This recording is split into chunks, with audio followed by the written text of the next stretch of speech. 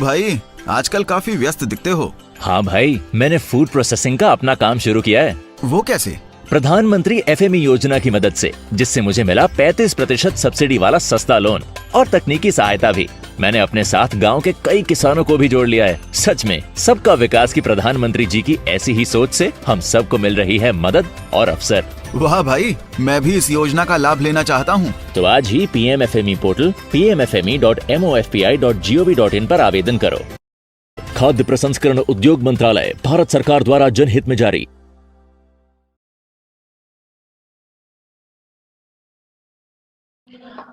Very good morning to all. आप सभी का बहुत बहुत स्वागत है पीएमएफएमई अवेयरनेस सेशन में, जो कि मध्य प्रदेश स्टेट के एफपीओज के लिए हो रहा है।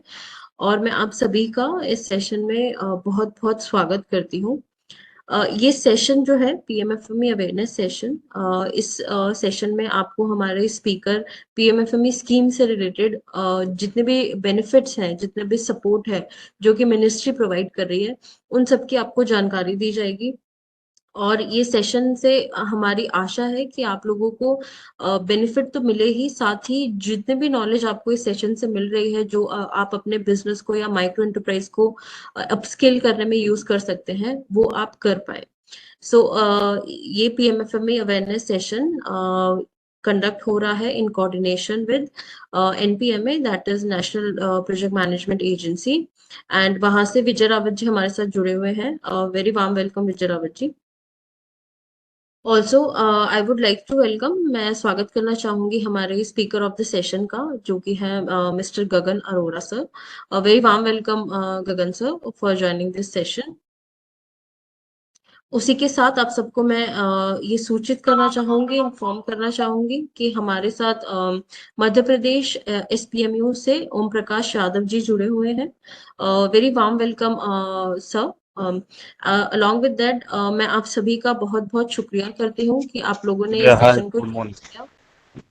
जी, आप लोगों ने इस सेशन को ज्वाइन किया और आप सब लोग आज इकट्ठा हुए हैं ताकि इस सेशन से रिलेटेड आप लोगों को पीएमएफएमई स्कीम के बारे में जितनी जानकारी हो वो मिल सके, जो कि आपके लिए बेनिफिशियल हो, लाभदायक हो। मैं आशा करती हूँ कि इस सेशन से आपको जितनी भी नॉलेज मिलेगी वो आप तक सीमित ना रखते हुए आप बाकी लोगों को भी इन्फॉर्म करेंगे, अपने आसपास के फार्मर्स को, अपने साथ जुड़े हुए फार्मर्स को आप इस स्कीम के बारे में, इस प्रोजेक्ट के बारे में बताएंगे, ताकि आपके साथ साथ वो भी इससे जुड़े हुए लाभ ले सकें।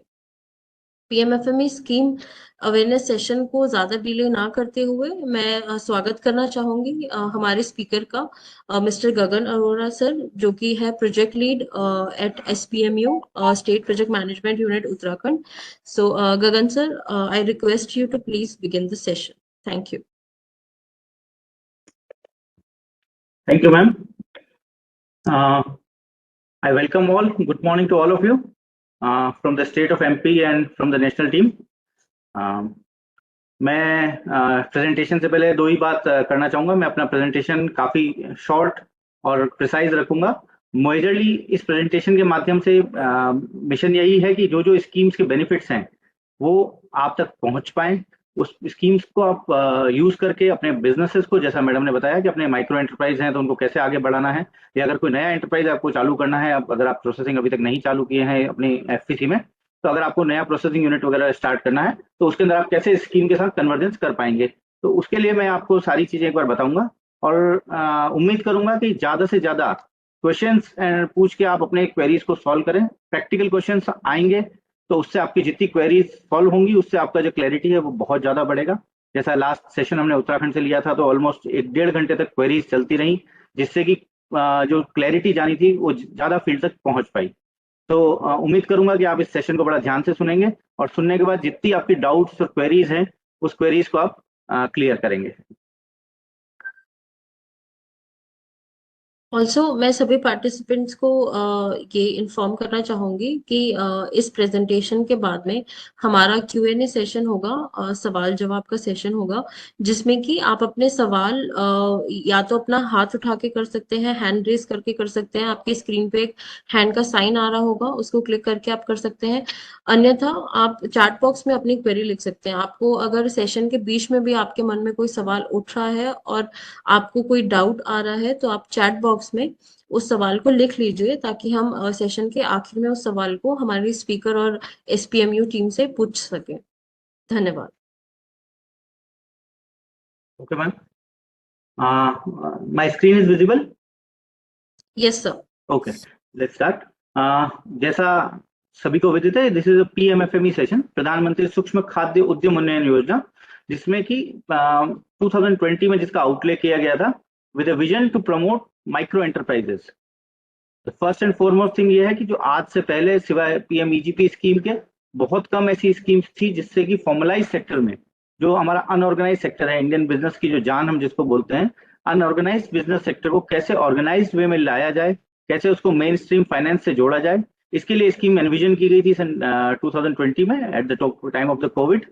तो इस परियोजना का लक्ष्य था 2 लाख यूनिट्स पूरे इंडिया में 2024-25 तक कंप्लीट करने का, जिसका टोटल आउटलेट 10,000 करोड़ का था। और इस योजना के अंदर सभी माइक्रो एंटरप्राइजेस जिसका कि कोई बैकग्राउंड है या बैकग्राउंड नहीं है, नए या पुराने, कोई भी एंटरप्राइज जो अपने आप को या तो एक्सपांड करना चाहते हैं या नए चालू करना चाहते हैं, उनको फॉर्मल बैंकिंग सेक्टर से जोड़ के विद अ सब्सिडाइज्ड लोन ये स्कीम का एनविजन किया गया था और इसको चालू किया गया है। ये स्कीम 2020 से लेके अब तक कुल मिला के मतलब 42% अचीवमेंट अभी तक स्कीम का हो रखा है और काफी अच्छी पेस लास्ट के कुछ टाइम में स्कीम ने पकड़ी है, जिससे कि काफी ज्यादा उद्योगों को इसका फायदा मिल रहा है।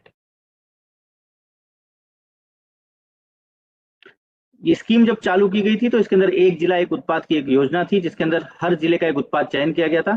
सभी स्टेट्स द्वारा एक लिस्ट दी गई थी डिस्ट्रिक्ट वाइज। तो नए उद्योग जो चालू किए जाते थे वो नए उद्योग सारे एक जिला एक उत्पाद के अंदर जो उद्योग आते थे वही चालू कर सकते थे, परंतु 18 मई 2022 से ये रेगुलेशंस खत्म कर दिया है। अब कोई भी अगर अपने उसमें खाद्य प्रसंस्करण की कोई भी यूनिट लगाना चाहता है, कोई सा भी फूड प्रोसेसिंग की, देखिए इसमें 2 कीवर्ड्स हैं, फूड प्रोसेसिंग एंड माइक्रो। 2 चीजों का ध्यान रखना है कि ये तो एंटरप्राइज माइक्रो लेवल का है और सेकंड वो फूड प्रोसेसिंग का कोई ना कोई कार्य अपने अंदर कर रहा है। ऐसा नहीं है कि कोई ऐसी चीज जो कि हमारे फूड प्रोडक्शन का पार्ट नहीं है। जैसे कितनी बार लोग पूछते हैं कि सर हम फिनाइल प्रोडक्शन कर रहे हैं, ये कर रहे हैं, वो सारी चीजें जो कि नॉन फूड है वो इस स्कीम का पार्ट बिल्कुल नहीं है। सिर्फ और सिर्फ खाद्य प्रसंस्करण अगर आप कर रहे हैं और उसको पैकिंग करके आगे बेच रहे हैं, वही यूनिट सिर्फ फूड प्रोसेसिंग के लोन्स एप्लीकेशन हम इसमें कंसिडर करते हैं। फूड प्रोसेसिंग में एक जिला एक उत्पाद की जो लिमिटेशंस थी वो खत्म कर दी गई। इस योजना के 4 मुख्य घटक हैं। 4 मुख्य घटक में क्या है? सबसे पहला तो है इंडिविजुअल लैंडिंग। इंडिविजुअल स्तर पे जो लोन्स प्रोवाइड किए जाते हैं, जो कि सबसे ज्यादा इस स्कीम का फोकस है कि जो इंडिविजुअल्स अपना काम चालू करना चाह रहे हैं वो अपने इस लोन को लेकर अपने काम को आगे बढ़ा सकते हैं या नया काम चालू कर सकते हैं। सेकंड है समूह के माध्यम से, सीड कैपिटल, जो कि 40,000 रुपए इंडिविजुअल तक है और एक समूह के अंदर 10 लोगों तक ये स्कीम का फायदा ले सकते हैं। ये जो सीड कैपिटल है ये रिवॉल्विंग फंड के रूप में SRLM, SULM के ग्रुप्स को उनके LRPs जो होते हैं उनके माध्यम से जो एप्लीकेशन रेज होगा उसके थ्रू ये पैसा उनको दिया जाएगा। वो SRLM या SULM का अपना परव्यू है कि वो इस फंड के ऊपर कितना इंटरेस्ट लेना चाहते हैं, इंटरेस्ट नहीं लेना चाहते हैं। ये सारा परव्यू SRLM और SULM के उसमें जाता है। उस पर डायरेक्ट यहाँ से जो फंडिंग होती है वो उन फंड्स सीधे मोबिलाइज कर दिए जाते हैं और वो बाद में उनको एप्लीकेशन के बेसिस पे फाइनली उनको बेनिफिशियरीज को दे दिया जाता है। थर्ड है कॉमन इंफ्रास्ट्रक्चर। कॉमन इंफ्रास्ट्रक्चर वो स्ट्रक्चर्स हैं जिसमें कि ग्रुप्स, कोऑपरेटिव्स या फार्मर प्रोड्यूसर कंपनीज बड़े स्तर पे अगर कोई काम करना चाह रहे हैं जिसके अंदर सब्सिडी की कोई कैपिंग नहीं होती है, वो अगर काम करना चाहते हैं वो कॉमन इंफ्रास्ट्रक्चर में सपोर्ट है। और चौथा जो है मार्केटिंग एंड ब्रांडिंग सपोर्ट है। पांचवा नॉन फाइनेंशियल सपोर्ट है, वो है ट्रेनिंग एंड कैपेसिटी बिल्डिंग, जिसमें कि जितने भी लोग हमारे साथ जो एप्लीकेशंस कर रहे हैं, जिनकी एप्लीकेशंस बैंक तक सबमिट हो गई है, वो लोग एक एंटरप्राइज रिसोर्स EDP प्रोग्राम की ट्रेनिंग के लिए एलिजिबल हैं, जो कि 3 दिन का एक ट्रेनिंग प्रोग्राम है जो गवर्नमेंट द्वारा फ्री दिया जाता है। स्टेट गवर्नमेंट्स के अपने अपने डिस्ट्रिक्ट्स में ऑर्गेनाइज करती हैं और 3 दिन का एक कंपलसरी ट्रेनिंग प्रोग्राम बेनिफिशियरीज को लेना पड़ता है। व्यक्तिगत इकाइयों में जो फायदा है वो है इसमें कैपिंग है जिसमें कि आप 35% कैपिटल सब्सिडी। देखिए मैं एक बात पे जोर डाल रहा हूं, कैपिटल सब्सिडी। कैपिटल सब्सिडी का मतलब होता है जो चीज आप प्रोसेसिंग से रिलेटेड, जो आप मशीन्स और इंफ्रास्ट्रक्चर का यूज कर रहे हैं, ओनली वो ही कैपिटल सब्सिडी का पार्ट होता है। जो पार्ट डायरेक्ट प्रोडक्ट के साथ नहीं इंटरेक्ट कर रहा है, like office building, toilets, parking, ये सब कैपिटल कंपोनेंट का पार्ट नहीं होता है। ओनली मशीन्स एंड इंफ्रास्ट्रक्चर जो कि फूड प्रोडक्ट्स के कवर कर रहा है, जो फूड प्रोडक्ट्स को कवर कर रहा है, लाइक स्टोरेज गोडाउन्स है, वो सब आपका फूड प्रोडक्ट को टच कर रहा है, इसलिए वो सारा कैपिटल इन्वेस्टमेंट का पार्ट होता है। सिर्फ कैपिटल इन्वेस्टमेंट के ऊपर ही बैंक सब्सिडी को कंसिडर करता है। तो मेजर सब्सिडी जो है वो 35% कैपिटल सब्सिडी है अप टू 10 लाख। इंडिविजुअल में ओनली 10 लाख कैपिंग है कि आप 10 लाख से ऊपर सब्सिडी आपको नहीं मिलेगी इंडिविजुअल में, वो भी क्रेडिट लिंक्ड अगर आपका इन्वेस्टमेंट साइज सिर्फ कैपिटल लिंक्ड है। अगर आपके प्रोजेक्ट कंपोनेंट में ऐसा कुछ चीज है जो कि अगर आपका कैपिटल इन्वेस्टमेंट नहीं है तो वो सब्सिडी के लिए कंसिडर्ड नहीं होगा। टोटल सब्सिडी 10 लाख कैपिंग सबके लिए फॉर इंडिविजुअल। सिमिलरली जैसा मैंने एफपीओज के लिए बताया, एफपीओज में जो मेजर फंडिंग है वो सीड कैपिटल के रूप में है। फिर भी अगर एसएचजी में कोई इंडिविजुअल मेंबर चाहता है कि मुझे नहीं लोन लेके काम करना है तो डबल फायदा इस चीज का ले सकता है। वो सीड कैपिटल के साथ साथ लोन्स का एडवांटेज भी ले सकता है ऑन इंडिविजुअल कैपेसिटी में। एज अ ग्रुप वो अलग चीज कर सकते हैं, इंडिविजुअल में वो सीड कैपिटल के अलावा भी फंड्स रेस कर सकते हैं। थर्ड जो स्कीम है जिसके लिए आप और हम लोग जुड़े हैं आज यहाँ पे, common infrastructure. Common infrastructure fund वही स्कीम है जिसके अंदर एफपीसीज, जो जितने भी फार्मर प्रोड्यूसर कंपनीज हैं, अगर वो अपनी यूनिट्स लगाना चाह रहे हैं तो वो अपनी यूनिट्स लगाने के लिए कॉमन इंफ्रास्ट्रक्चर फंड्स के रूप में अपना लोन एप्लीकेशन कर सकते हैं, जिसके अंदर सब्सिडी की कैपिंग नहीं है। इसमें 3 करोड़ रुपए तक का प्रोजेक्ट सबमिट किया जा सकता है, जिसके अंदर हर तरह की चीज कवर होती है। Infrastructure, machines, packaging, everything is included in this part of the project, जिसमें कि आप कॉमन इंफ्रास्ट्रक्चर फंड के लिए एफपीसीज, एफपीओज, कोऑपरेटिव्स और समूह एसएचजीज किसी के भी माध्यम से एप्लीकेशन किया जा सकता है। एप्लीकेशन करने का तरीका अलग होगा इसके अंदर। इंडिविजुअल की जगह आपको ग्रुप एप्लीकेशन में जाना पड़ेगा। ग्रुप एप्लीकेशन में कॉमन इंफ्रास्ट्रक्चर फंड के अंदर डाल के आपको अपनी जो भी एंटिटी है, या तो आप कोऑपरेटिव होंगे, या आप ग्रुप होंगे, या आप कंपनी होंगे, तीनों में से जो भी आपका लीगल स्ट्रक्चर है, उस लीगल स्ट्रक्चर के माध्यम से अपना एप्लीकेशन करना है। एप्लीकेशन करने के बाद आपको अपनी ग्रुप की पूरी डिटेल्स कि कितने मेंबर्स आपके ग्रुप में हैं, कंपनी में हैं या कोऑपरेटिव में हैं, कितने एससी हैं, एसटी हैं, जनरल हैं, लैंड होल्डिंग किसकी कितनी है, वो सारी डिटेल जब आप एंटर करेंगे तब वो एप्लीकेशन हमारे पास पहुंचेगी और हमारा जो रिसोर्स पर्सन है उसमें आपको हेल्प करेगा। जितने भी हैंड्स रेज हो रहे हैं, मैं यही कहूंगा कि अपने क्वेश्चंस को नोट करके रखिए और वो क्वेश्चंस को हम बाद में एक एक करके रिजॉल्व करेंगे। पूरा प्रेजेंटेशन एक बार गो थ्रू हो जाइए, ज्यादा टाइम मैं नहीं लूंगा, मैक्सिमम आधा घंटे में अपना प्रेजेंटेशन खत्म करूंगा और प्रेजेंटेशन खत्म करने के बाद एक एक क्वेरीज को हम डिटेल में सॉल्व करेंगे। कोशिश करेंगे जितनी क्वेरीज हम सॉल्व कर सके, और नहीं होगा तो हम आपको उसके बाद में सारी चीजों को बताएंगे। जो इंडिविजुअल लैंडिंग इकाइयां हैं, व्यक्तिगत इकाइयां हैं, उसके लिए हमारे पास एक स्ट्रक्चर होता है। जो प्रोजेक्ट मैनेजमेंट यूनिट है हर स्टेट में, उनके पास डीआरपीज के रिसोर्सेज हैं जो कि इंडिपेंडेंट पर्सन हैं, क्वालिफाइड हैं, जो कि आपको फ्रॉम द इंसेप्शन, जैसे ही आपने एप्लीकेशन अपना किया है रजिस्ट्रेशन, उसके बाद से वो आपकी हेल्प करना चालू करते हैं पूरा प्रोसेस कंप्लीट करने में। कौन से डॉक्यूमेंट्स आपको बैंक में सबमिट करने हैं, कौन से डीपीआर किस तरह से बनाना है। सबसे बड़ी क्वेरी उनकी बस एक ही होती है कि आप काम क्या करना चाहते हैं, आप किस तरह की इकाई लगाना चाह रहे हैं, उसके लिए जो जगह उपलब्ध है वो आपके पास है कि नहीं है, रेंट पे ले रहे हैं, लीज पे ले रहे हैं, या आपकी खुद की जमीन है। आपको वो सब चीज उनको बतानी होती है। उसको बताने के बाद वो आपकी सारी तरह से हेल्प करता है। अगर वो हेल्प नहीं कर पाता है तो उनके स्टेट प्रोजेक्ट मैनेजमेंट होते हैं, वो उनको सपोर्ट करते हैं, जिससे कि उनकी जो भी क्वेरीज हैं उनको क्लियर करके आपकी एप्लीकेशन को सबमिट किया जाता है। डीआरपी जो है वो हेल्प करने के साथ साथ फर्स्ट अथॉरिटी भी है। वही ये चेक करके भी बताते हैं कि आपका जो एप्लीकेशन हुआ है वो सही हुआ है, आप सीरियसली उस काम को करना चाह रहे हैं, आपके पास वो बताई हुई जगह भी है और उस काम को करने का एक इंटेंट भी है। तो उस इंटेंट को वो क्लियर करके अपनी फाइल को फॉरवर्ड करते हैं, जो कि डिस्ट्रिक्ट लेवल कमेटी द्वारा फॉरवर्ड होकर बैंक्स के पास स्क्रूटनी के लिए जाती है। बैंक्स हर फाइल को अपने फाइनेंशियल क्रेडिट जो पैरामीटर्स हैं उसी पैरामीटर्स पर जज करता है। हर तरीके से बैंक इंडिपेंडेंट होता है उस फाइल को जज करने के लिए। जब फाइल बैंक के पास जाती है वो आपसे सब तरह के कागज मांग सकता है जो उनके फाइनेंशियल क्रेडिट्स को चाहिए, पर उसकी गाइडलाइन जो है पीएमएफएमई की तरफ से भी जा चुकी है कि पीएमएफएमई लोन्स के अंदर क्या गाइडलाइंस चाहिए। व्यक्तिगत इकाइयों में सबसे इंपॉर्टेंट चीज जो नोट कीजिए, व्यक्तिगत इकाइयां जो है उसके अंदर सिर्फ 8th pass is the qualification, कि जो 8वीं पास हो चुका है वो इस काम को कर सकता है। सेकंड, उसको उस राज्य की सीमा के अंदर काम करना है जिस राज्य में वो एप्लीकेशन कर रहा है। अगर जिस राज्य में, जैसे मान लीजिए आप एमपी में हैं, एमपी की ज्योग्राफिकल बाउंड्रीज में अगर आप काम कर रहे हैं तो आपको एप्लीकेशन एमपी में करना है। आप जहां काम कर रहे हैं वही यूनिट आपको सपोर्ट करेगा हर तरह से, उसी जिले का डीआरपी या वहां जो रिसोर्स पर्सन अवेलेबल है वो आपको सपोर्ट करेंगे। उसके बाद जो भी इकाई आप लगाना चाह रहे हैं उसकी कोटेशंस आपको टाइम से वहां सबमिट करनी होती है। 4 डॉक्यूमेंट्स जो आपके लगते हैं वो है पैन कार्ड, आधार कार्ड, जो जगह जिस पर आप काम करेंगे उस जगह के कोई लीगल ओनरशिप डॉक्यूमेंट्स, और उसके अलावा आपको चौथा जो देना होता है वो बैंक स्टेटमेंट देनी होती है लास्ट 6 महीने की। ठीक है, इसके बावजूद कितने ही बैंक्स आपसे कुछ और डॉक्यूमेंट्स भी मांग सकते हैं जो कि उनको अपने क्रेडिट का श्योरिटी करने के लिए चाहिए होते हैं, बट लीगली ये 4 ही डॉक्यूमेंट सजेस्ट किए गए हैं गवर्नमेंट ऑफ इंडिया की तरफ से, मिनिस्ट्री ऑफ फूड प्रोसेसिंग की तरफ से as a guideline to the bankers की, ये क्योंकि जो गाइडलाइन बनाई गई है, एसओपीज बनाई गई है, बैंकिंग द्वारा ही बनाई गई है। थर्डली, इसके अंदर कोई आपको कोलेटरल नहीं देना है अप टू 2 करोड़। अगर 2 करोड़ तक का भी आप कोई प्रोजेक्ट लगा रहे हैं तो आपको कोई कोलेटरल देने की जरूरत नहीं है। सीजीटीएमएस जो गारंटी मैकेनिज्म है उससे आपका फाइनेंशियल कवरेज पूरा जो बैंक का सिक्योरिटाइज है पूरा वो सीजीटीएमएस, और अगर छोटे लोन्स है तो मुद्रा स्कीम के थ्रू वो कवर होता है, गारंटी कवर। तो कोई भी बैंक आपसे कोलेटरल के नाम पे कुछ भी नहीं मांग सकता जब तक कि लोन साइज 2 करोड़ का है। ठीक है, इसमें क्योंकि एवरेज लोन साइज अभी हमने देखा कि 5 पॉइंट समथिंग कुछ लैक्स का एवरेज लोन साइज है, जो कि बहुत छोटा लोन साइज है।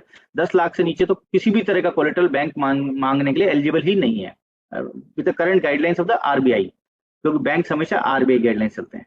सेकंड, बैंकिंग में जो आप एप्लीकेशंस करते हैं मेजरली कोशिश कीजिए कि वो किसी नेशनलाइज या प्राइवेट बैंक के साथ हो। कोऑपरेटिव बैंक्स या रीजनल रूरल बैंक्स जो हमारे हैं, जैसे ग्रामीण बैंक हर जगह बहुत जगह हैं, उन बैंक्स की जो गाइडलाइंस है, क्योंकि वो आरबीआई की डायरेक्ट गाइडलाइंस फॉलो नहीं करते हैं, स्टेट की जो गाइडलाइंस होती है तो फॉलो करते हैं, तो उनके अंदर जो प्रोसेस है वो चेंज हो सकता है।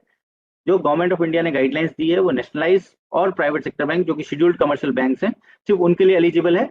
अदर बैंक्स जो डिस्ट्रिक्ट कोऑपरेटिव बैंक्स हैं या रीजनल रूरल बैंक्स हैं, उनको नाबार्ड के थ्रू जो गाइडलाइंस मिली है वो अपनी गाइडलाइंस को फॉलो करते हैं। पर ऐसा नहीं है कि वो एप्लीकेशन को प्रोसेस नहीं कर रहे हैं, वो भी लोन्स एप्लीकेशन को बहुत अच्छे से प्रोसेस कर रहे हैं, पर उनकी अपनी गाइडलाइंस है, वो उनका अपना डिसीजन टेकिंग प्रोसेस वो थोड़ा डिफरेंट है, तो उस प्रोसेस के थ्रू फॉलो करके कर सकते हैं। और बैंक इंडिपेंडेंट है अपने निर्णय लेने के लिए, वो फाइल्स को रिजेक्ट करना है सेलेक्ट करना वो आरबीआई की गाइडलाइंस के बेसिस पे अपना करते हैं। ठीक है, सेकंड जो है कॉमन इंफ्रास्ट्रक्चर फंड की जो हम बात कर रहे थे, जिसमें कि एफपीओ, जिसमें हमारे सारे एफपीसी जुड़े हुए हैं जो एप्लीकेशन कर सकते हैं। उसके अंदर जब आप एप्लीकेशन करेंगे तो इसके अंदर देखिए आप laboratory, incubation centre, warehousing, cold storage, sorting grading units, processing units, packaging units, even marketing and branding, सब चीजों का इंडिविजुअल कंपोनेंट्स में सपोर्ट मिल सकता है। इसकी जो डीपीआर बनेगी उसके अंदर पूरा का पूरा सपोर्ट आपको हर तरह से मिल सकता है। जिस बैंकिंग डीपीआर के अंदर जहां आपको प्रयोगशाला, वेयर हाउस या फिजिकल इंफ्रास्ट्रक्चर का जहां आप निर्माण कर रहे हैं, ऐसे केसेस में आप उस जगह अपने चयन कीजिए जो कि कमर्शलाइज्ड हो, क्योंकि जो एरिया एग्रीकल्चर पे है, एग्रीकल्चर लैंड के ऊपर बैंक लोन नहीं करता है इंफ्रास्ट्रक्चर को। प्राइमरी सिक्योरिटी उसके अंदर उनको वहां चाहिए होती है कि आपका लैंड कन्वर्टेड हो कम से कम 143 में, या फिर आपके पास उसका फाइनेंशियल लीज हो आपके पास, क्योंकि फाइनेंशियल राइट्स हो, तब जाके बैंक उस लोन को प्रोसेस करेगा, अदरवाइज बैंक उस लोन को प्रोसेस नहीं करेगा। तो ये एक सजेशन है सिर्फ कि जब अगर आप बड़े प्रोसेसिंग यूनिट्स के उसमें जा रहे हैं तो कन्वर्टेड लैंड पे इस काम को कीजिए, अदरवाइज बैंक उसमें काफी दिक्कतें कर सकता है।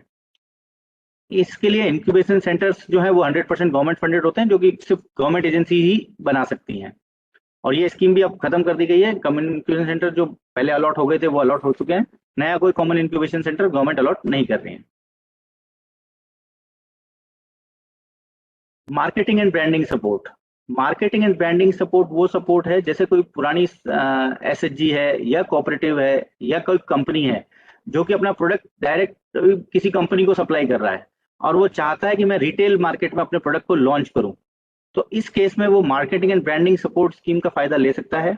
अगर कोई एफपीसी बहुत पुराना हो चुका है, जिसके पास अपना मार्केट है, जो किसी कंपनी को सप्लाई कर रहे हैं आज की डेट में, और वो चाहते हैं कि रिटेल प्रेजेंस में अपनी बनाऊं मार्केट में, तो वो इन 4 घटक के अंदर एक प्रोजेक्ट रिपोर्ट बना के सबमिट कर सकते हैं, जिसका 50% कंपोनेंट गवर्नमेंट ऑफ इंडिया से सपोर्ट मिलेगा इस स्कीम के through, 50% of the total project cost.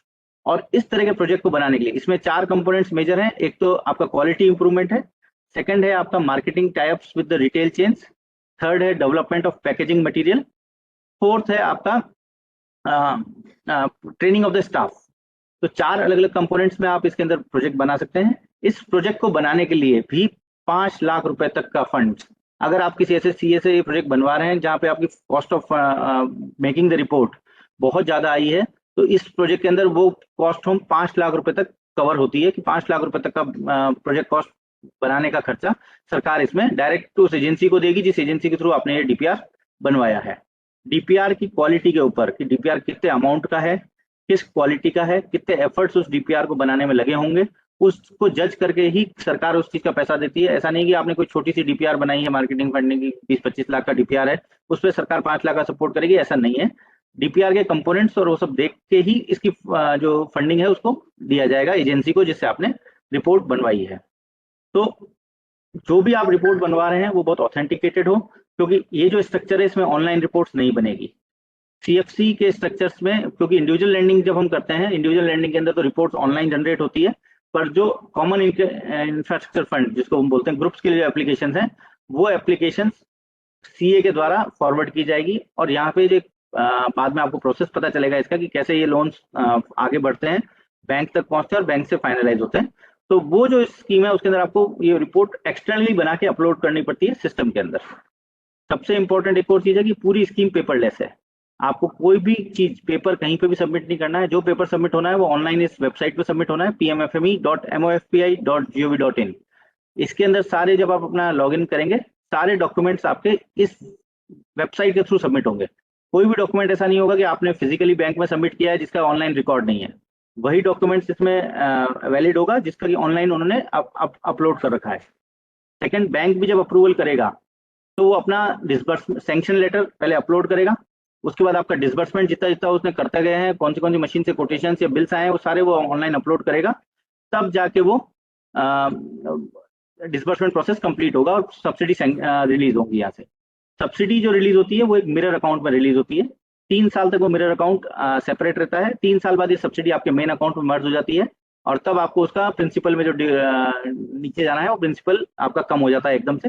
पर जब तक ये मिरर अकाउंट में है तब तक बैंक आपसे इस सब्सिडी अमाउंट के ऊपर, सब्सिडी अमाउंट जो भी है आपका, फॉर एग्जांपल अगर आपने 50 लाख के उसके लिए अप्लाई किया है तो 17.5 लाख का जो कंपोनेंट है उस कंपोनेंट के ऊपर बैंक आपसे इंटरेस्ट चार्ज नहीं कर सकता, क्योंकि वो इंटरेस्ट वो पैसा गवर्नमेंट से पहले ही उस बैंक के पास आ जाता है।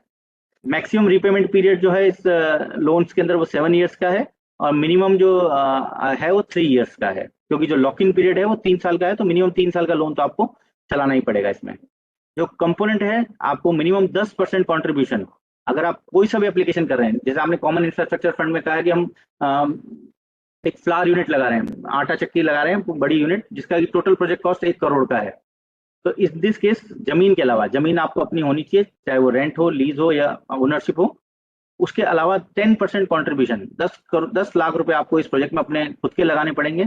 उसके बेसिस पे आपको 90% लोन दिया जाएगा और उसमें आपको 35% ऑफ द इन्वेस्टमेंट आपको सब्सिडी दी जाएगी। ठीक है,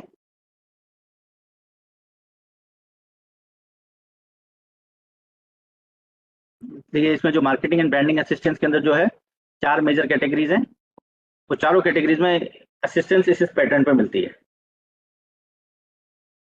जो एप्लीकेशन प्रोसेस है ये इंडिविजुअल लैंडिंग का प्रोसेस बता रहा हूं मैं। सबसे पहले एप्लीकेंट को ऑनलाइन रजिस्ट्रेशन करना होता है। एप्लीकेशन रजिस्ट्रेशन करने के बाद उसको फर्स्ट अपना जो पर्सनल डिटेल्स है वो भरना होता है। वो भरने के बाद आपको डीआरपी से सपोर्ट मिलता है। डीआरपी आपकी फाइल भर के लॉगिन करवाता है। लॉगिन करके पूरा डिटेल सबमिट करने के बाद वो फाइल फाइनली सबमिट होती है आपकी तरफ से। फिर डीआरपी उसको स्क्रूटनी करके उसको डीएलसी तक पहुंचाता है। डीएलसी है district level committee. District level committee का जो हेड है वो डिस्ट्रिक्ट मजिस्ट्रेट होता है डिस्ट्रिक्ट का। और पर इस प्रोसेस को फास्ट करने के लिए जो डिस्ट्रिक्ट नोडल ऑफिसर्स हैं, जो भी नोडल एजेंसी है किसी भी स्टेट में, जैसे क्योंकि मैं उत्तराखंड का एसपी में देख रहा हूँ, यहाँ पे हॉर्टिकल्चर डिपार्टमेंट नोडल एजेंसी है, तो जो डिस्ट्रिक्ट हॉर्टिकल्चर या चीफ हॉर्टिकल्चर ऑफिसर्स होते हैं उनके पास अथॉरिटी होती है, वो फाइल को तुरंत आगे फॉरवर्ड कर देते हैं और बाद में डीएम से एक महीने के महीने जितनी भी एप्लीकेशन रिलीज हुई है, सबमिट हुई है, उनको वहां से अप्रूवल ले लेते हैं कि ये एप्लीकेशन हमारे द्वारा सबमिट की गई है। जब डीएलसी से फाइल क्लियर हो जाती है तो वो सीधी ऑटोमेटिकली लैंडिंग बैंक, जो 2 लैंडिंग बैंक आपसे पूछे जाते हैं कि आप कौन से 2 बैंक के साथ प्रेफर करते हो काम करना, ये चॉइस कस्टमर का होता है। जो क्लाइंट है वो अपने हिसाब से चूज कर सकता है कि मैं कौन सी 2 बैंक ब्रांचेस के साथ काम करना चाहता हूँ। जो भी नियरेस्ट ब्रांचेस हैं अगर आप उसको सेलेक्ट करें तो बहुत अच्छा है, क्योंकि उनका वर्किंग एरिया होता है, वहाँ आपकी थोड़ी पहचान होती है, तो फाइल्स को जल्दी क्लियर होने में वहाँ फायदा मिलता है। तो इस तरह से आप अगर काम करेंगे तो आपको वहाँ पे लोकल बैंक के साथ अगर काम कर रहे हैं तो आपको ज्यादा एडवांटेज मिलेगा काम में। बैंक में फाइल ऑनलाइन जाती है, कितनी बार ऐसा देखा गया है कि बैंक वालों को अवेयरनेस नहीं होती है, बैंक को पता नहीं है कि हमने लॉगिन किया नहीं किया, तो हम क्लाइंट को ये सजेशन देते हैं कि जितने भी एप्लीकेशन उसको पता है कि मेरी फाइल पहुंच गई है, क्योंकि मेल आपके पास आता है कि आपकी फाइल फॉरवर्ड हो गई है बैंक तक, तो एक बार उस बैंक से जाके मिल लें। अगर उसने लॉगिन नहीं किया है तो आप उसको लॉगिन करने के लिए रिक्वेस्ट कर लें, और रिक्वेस्ट करने के बाद उसको पूरा प्रोसेस को देख लें, ताकि आपकी फाइल फटाफट से स्क्रूटनी में चली जाए बैंक के अपने पोर्टल पे, और आपको अपना आउटकम जल्दी मिले उससे। ठीक है। बैंक, क्योंकि इसमें 2 मांगे गए हैं, अगर मान लीजिए फर्स्ट लैंडिंग बैंक जिसमें आपने फाइल अप्लाई की थी, उस बैंक ने आपकी फाइल को रिजेक्ट कर दिया फॉर सम रीजंस, कोई भी कारण हो सकता है रिजेक्ट करने का, अगर उस रीजन से रिजेक्ट कर दिया है तो फाइल रिजेक्ट होने के बाद सेकंड लैंडिंग बैंक में चली जाती है। अगर सेकंड लैंडिंग बैंक उसको सेलेक्ट कर देता है, अप्रूव कर देता है, तो आपको लोन सैंक्शन हो जाता है। अगर सेकंड लैंडिंग बैंक भी उस फाइल को रिजेक्ट कर देता है तो फाइनली आपका लोन फाइल रिजेक्ट हो जाती है। देन इट इज अगेन, अगर आप उसको वापस रीफिल करना चाहते हैं तो अपने डॉक्यूमेंट्स इंप्रूव करके रीफिल कर सकते हैं, बट फर्स्ट उस फाइल को रिजेक्शन के उसमें कंसिडर किया जाएगा। ये मैंने आपको बताया है, जैसे ऋण मंजूर होने के बाद आपका मिरर अकाउंट में आपकी सब्सिडी आती है, बैंक आपको सारा पैसा डिसबर्समेंट के हिसाब से, जैसे जैसे आपके बिल्स आते हैं वैसे वैसे बैंक थर्ड पार्टी। हाँ, सबसे इंपॉर्टेंट बात है, जो पेमेंट्स होती है बैंक के थ्रू, पेमेंट्स सारी वेंडर्स को होंगी, लाभार्थी या बेनिफिशियरी को कोई भी पेमेंट डायरेक्ट नहीं होगी सिवाय क्रेडिट लिमिट के, कोई भी। और सेकंड है, क्रेडिट लिमिट इस सब्सिडी का पार्ट नहीं है, मैंने पहले भी बताया, सिर्फ कैपिटल इन्वेस्टमेंट को ही सब्सिडी मिलती है। क्रेडिट लिमिट जो आपकी बनती है, जो वर्किंग कैपिटल जिसको हम बोलते हैं, उस पर आपको कोई सब्सिडी नहीं मिलती है।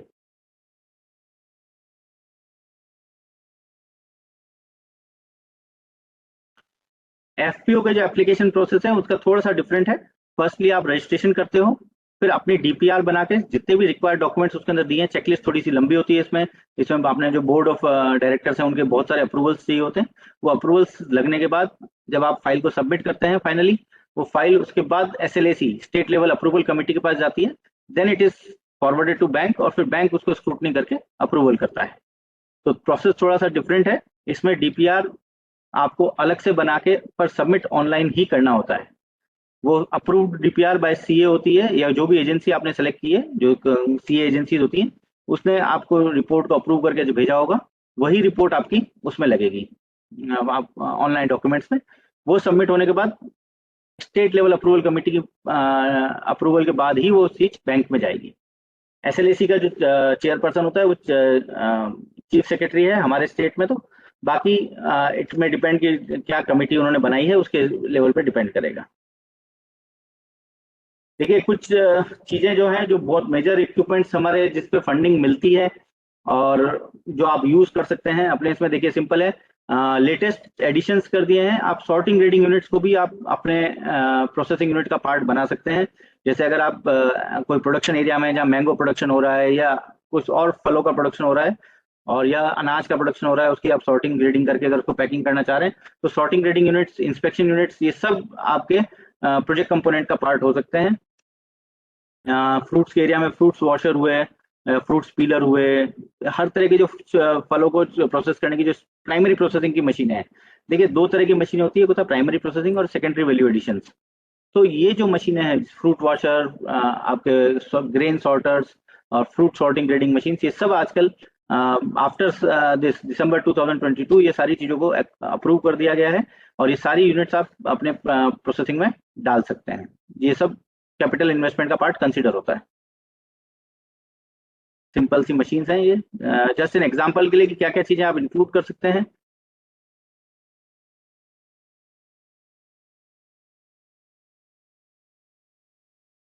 देखिए सबसे इंपॉर्टेंट एक और चीज है कि क्योंकि हम जब यूनिट का डीपीआर बनाते हैं तो उसके टर्नओवर्स उसके अंदर होते हैं। मेजॉरिटी ऑफ द फाइल्स में टर्नओवर जो होगा वो 12 लाख से ऊपर होता है। तो उसके अंदर जो स्टेट की फूड सेफ्टी गाइडलाइंस है, स्टेट लाइसेंस के अंदर जो फूड सेफ्टी की गाइडलाइंस है, हमको वो सब कंप्लीट करनी होती है अपने पैकेजिंग के ऊपर। तो पैकेजिंग मशीन्स जो होती हैं, जो मेजरली लोग अपने प्रोजेक्ट के अंदर कंसिडर नहीं करते हैं, labelling machines, batch coding machines, तो आप जब भी डीपीआर बना रहे हैं तो जरूर से जरूर आप बैच कोडिंग मशीन्स हुए और इन सब चीजों को अपने प्रोजेक्ट का पार्ट जरूर बनाएं, क्योंकि इसके बिना आप कोई भी प्रोडक्ट को बाजार में लॉन्च नहीं कर सकते। अगर आपकी फिलिंग सही से नहीं हुई है, बॉटल में वेट अनसर्टेन है कि किसी में ज्यादा किसी में कम है, स्टैंडर्डाइजेशन अगर आपका नहीं है प्रोडक्ट का, तो आप बाजार में अपने प्रोडक्ट को लॉन्च नहीं कर पाएंगे। और इसलिए पैकेजिंग मशीन्स के ऊपर भी उतना ही फोकस रखें जितना आप प्रोसेसिंग के ऊपर फोकस रख रहे हैं, क्योंकि लास्ट में अगर आपका फूड सेफ्टी की गाइडलाइंस के हिसाब से बैच कोड नहीं लगा हुआ है या लास्ट में जो आपने प्रिंट्स करना है अगर फूड सेफ्टी के अकॉर्डिंग नहीं किया है, तो आपका प्रोडक्ट बाजार में कभी भी सीज हो सकता है। तो आप जरूर लॉन्च कर लेंगे, पर जैसे ही फूड सेफ्टी ऑफिसर उसको देखेगा कभी बाजार में तो उसको सीज कर देगा। ये अलग अलग तरह के ड्रायर्स हैं, ड्राइंग यूनिट्स हैं, जैसे आप ड्राइड वेजिटेबल्स है या फ्रूट ड्राइंग करके बेचना चाह रहे हैं, तो वो सब तरह के यूनिट्स को, इवन मिल्क प्रोसेसिंग भी आपके इस कंपोनेंट का पार्ट है।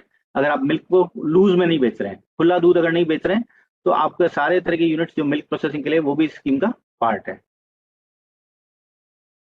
वाइन इंडस्ट्री हुआ, फर्मेंटेशन यूनिट्स हुए, फिल्ट्रेशन यूनिट्स हुए, बहुत तरह की ऐसी पैकेजिंग मशीनरीज हैं, प्रोसेसिंग मशीनरीज हैं जो उसका पार्ट है।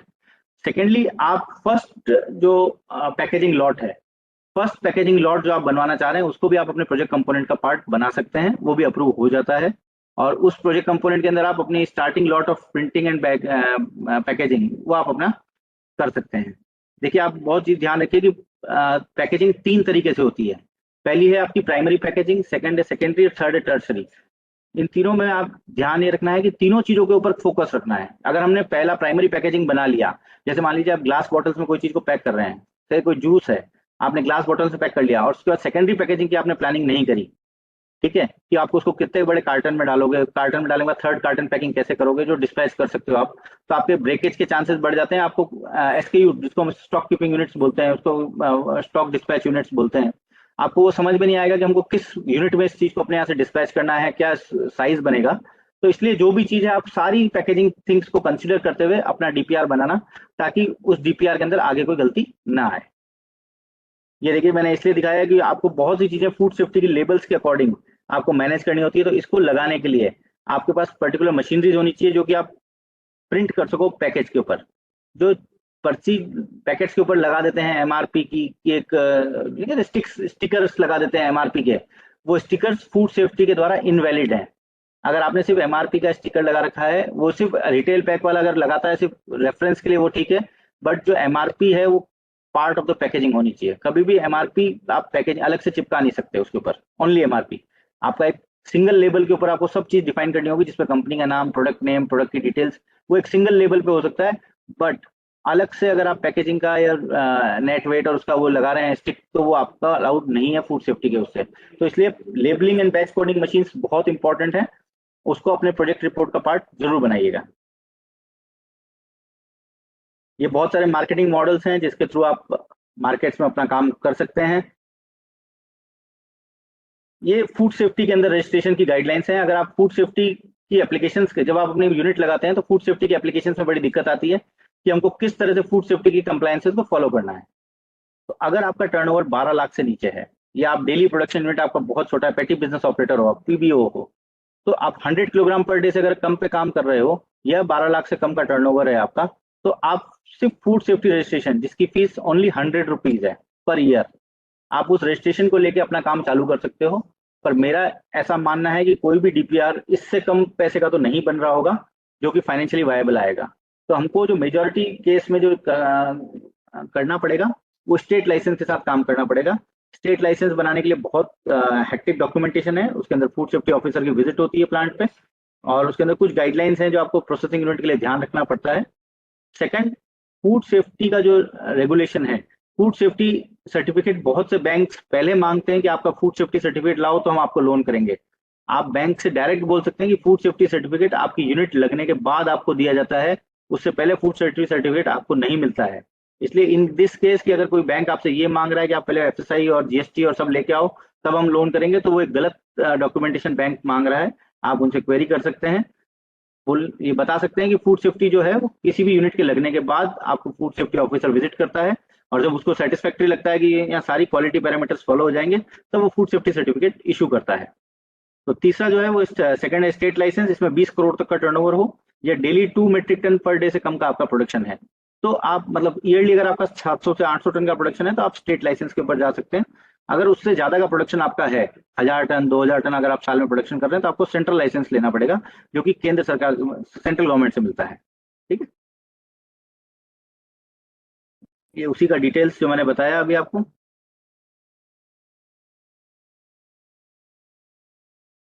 जो मैंडेटरी रिक्वायरमेंट्स है पैकेजिंग की वो ये है कि आपको अपने पैकेट्स के ऊपर ये सारी इंफॉर्मेशन कंपलसरी देनी है। इसमें लेटेस्ट रेगुलेशंस फूड सेफ्टी अपना बदलते रहते हैं, कोई भी लेटेस्ट रेगुलेशंस जो आता है उस रेगुलेशंस को आपको फूड सेफ्टी की वेबसाइट पर जाकर पढ़ना है, और पढ़ने के बाद उसकी जो भी आपकी इंटरप्रिटेशन है उसको करके और आपको वो अपने पैकेट्स के ऊपर वो गाइडलाइंस फॉलो करना बहुत जरूरी है।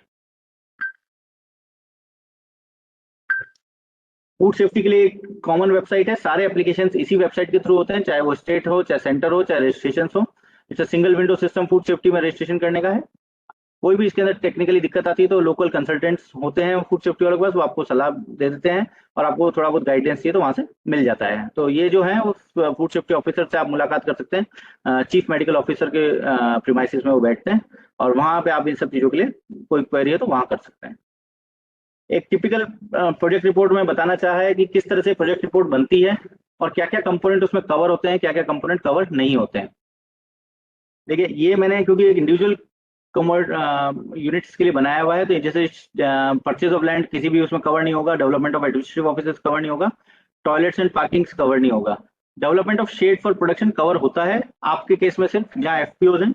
इंडिविजुअल के केस में नहीं हो पाता है क्योंकि इसके लिए फिर डॉक्यूमेंटेशन लेवल बड़ा हाई हो जाता है। तो हम सजेस्ट करते हैं इंडिविजुअल यूनिट्स को कि वो अपने प्रीमाइसिस पे या तो काम कर लें जहाँ 143 लैंड अवेलेबल है, या फिर वो रेंटेड और लीज प्रीमाइसिस पे काम करें जहाँ पे भी मशीन्स का इन्वेस्टमेंट इजीली उसको बैंक फंड कर दे। सिमिलरली ये देखिए जो एक टिपिकल जूस लाइन के लिए प्रोसेसिंग यूनिट है, तो ये हमने पूरा कंपोनेंट बना के एक एग्जांपल दिया है कि किस तरह से आप अपना प्रोसेसिंग यूनिट लगा सकते हैं, जिसके क्या क्या कंपोनेंट्स कवर होंगे, क्या क्या कंपोनेंट्स कवर नहीं होंगे। वर्किंग कैपिटल रिक्वायरमेंट का एस्टिमेट्स आपके 3 उसके अंदर जो कॉलम्स आते हैं मेजरली, कि आप कितने टाइम इन्वेंट्री अपने पास रखते हैं, कितने टाइम फिनिश्ड प्रोडक्ट आपके पास रहेगा, और बाजार से पैसा रिकवर होने में कितना टाइम लगेगा। ऑन दैट बेसिस आपका पूरा वर्किंग कैपिटल कैलकुलेट होता है, और उसी बेसिस पे आपको वर्किंग कैपिटल का लोन जो क्रेडिट लिमिट है वो ग्रांट करता है बैंक। सिमिलरली रेवेन्यू बिल्डअप है, रेवेन्यू बिल्डअप के बाद आपका मेजर वो देखते हैं कि प्रॉफिट्स किस तरह से आ रहा है। तो आपका जो रेवेन्यू बिल्डअप है वो आपका कॉस्ट बिल्डअप प्लस अदर जितनी रिक्वायरमेंट्स है आपकी फाइनेंस की, उस पर 8% एटलीस्ट मार्कअप होना चाहिए। अगर जैसे आपका अगर 1 करोड़ रुपए का साल का आपका कॉस्ट है, खर्चे हैं, तो अगर आपका रेवेन्यू जो होना चाहिए वो कम से कम भी 1 करोड़ 20 लाख से मतलब आपका आफ्टर प्रॉफिट 20 लाख रुपए 8 लाख रुपए कम से कम अगर आपको प्रॉफिट नहीं बचेगा तब तक बैंक उस लोन को एक्सेप्ट नहीं करेगा। इवन हमारा सिस्टम जो है उस लोन को एक्सेप्ट नहीं करेगा जब तक आप 8% profit overall net profit ratio अगर आपका 8% से नीचे है तो फाइल आपकी सबमिट नहीं हो पाएगी। इसलिए आपका जो प्रॉफिट रेशियो आना चाहिए वो कम से कम 8% से ऊपर आना चाहिए।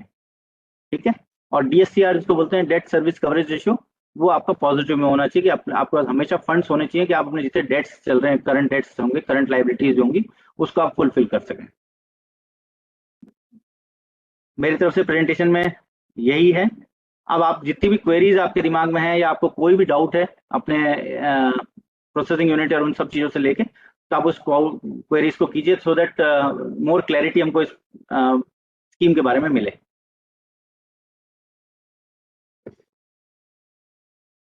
Thank you so much Gagan sir.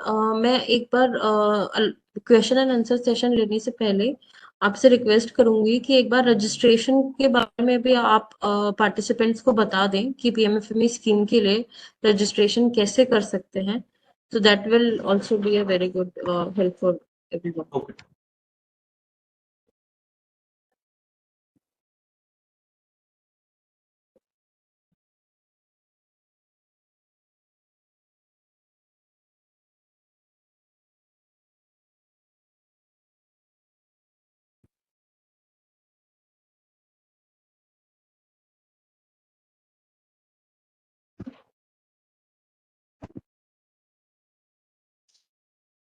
जो भी पार्टिसिपेंट जो भी फूड प्रोसेसिंग यूनिट को रजिस्ट्रेशन करना चाहते हैं वो इस प्रोसेस को देख लें। ये वेबसाइट है pmfme.mofpi.gov.in। इसके होम पेज पे जाना है। होम पेज पे जाके आपको लॉगिन में जाके एप्लीकेंट लॉगिन,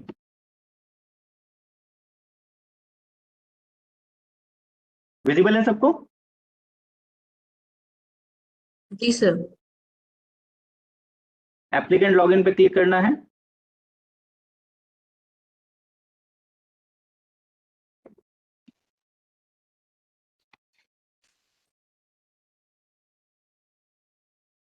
एप्लीकेंट लॉगिन में जाने के बाद साइन अप,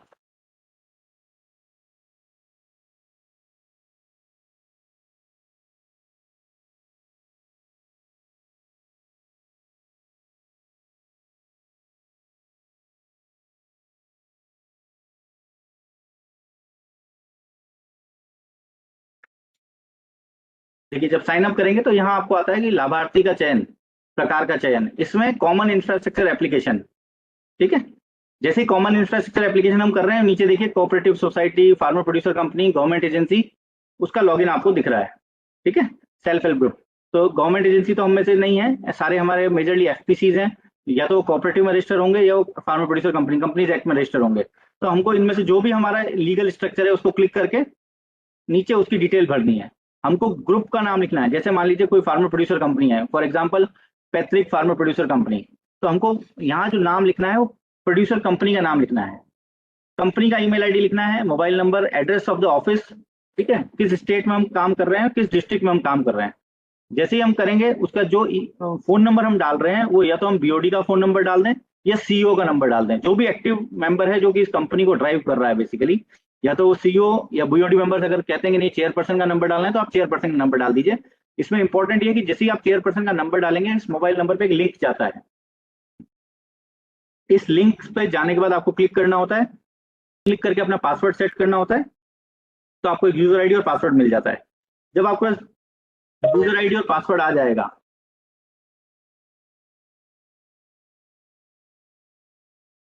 जब आप अपना यूजर आईडी पासवर्ड बना लेंगे तो सेम प्रोसेस से जाके आपको फिर से लॉगिन पे जाना है, एप्लीकेंट लॉगिन करना है।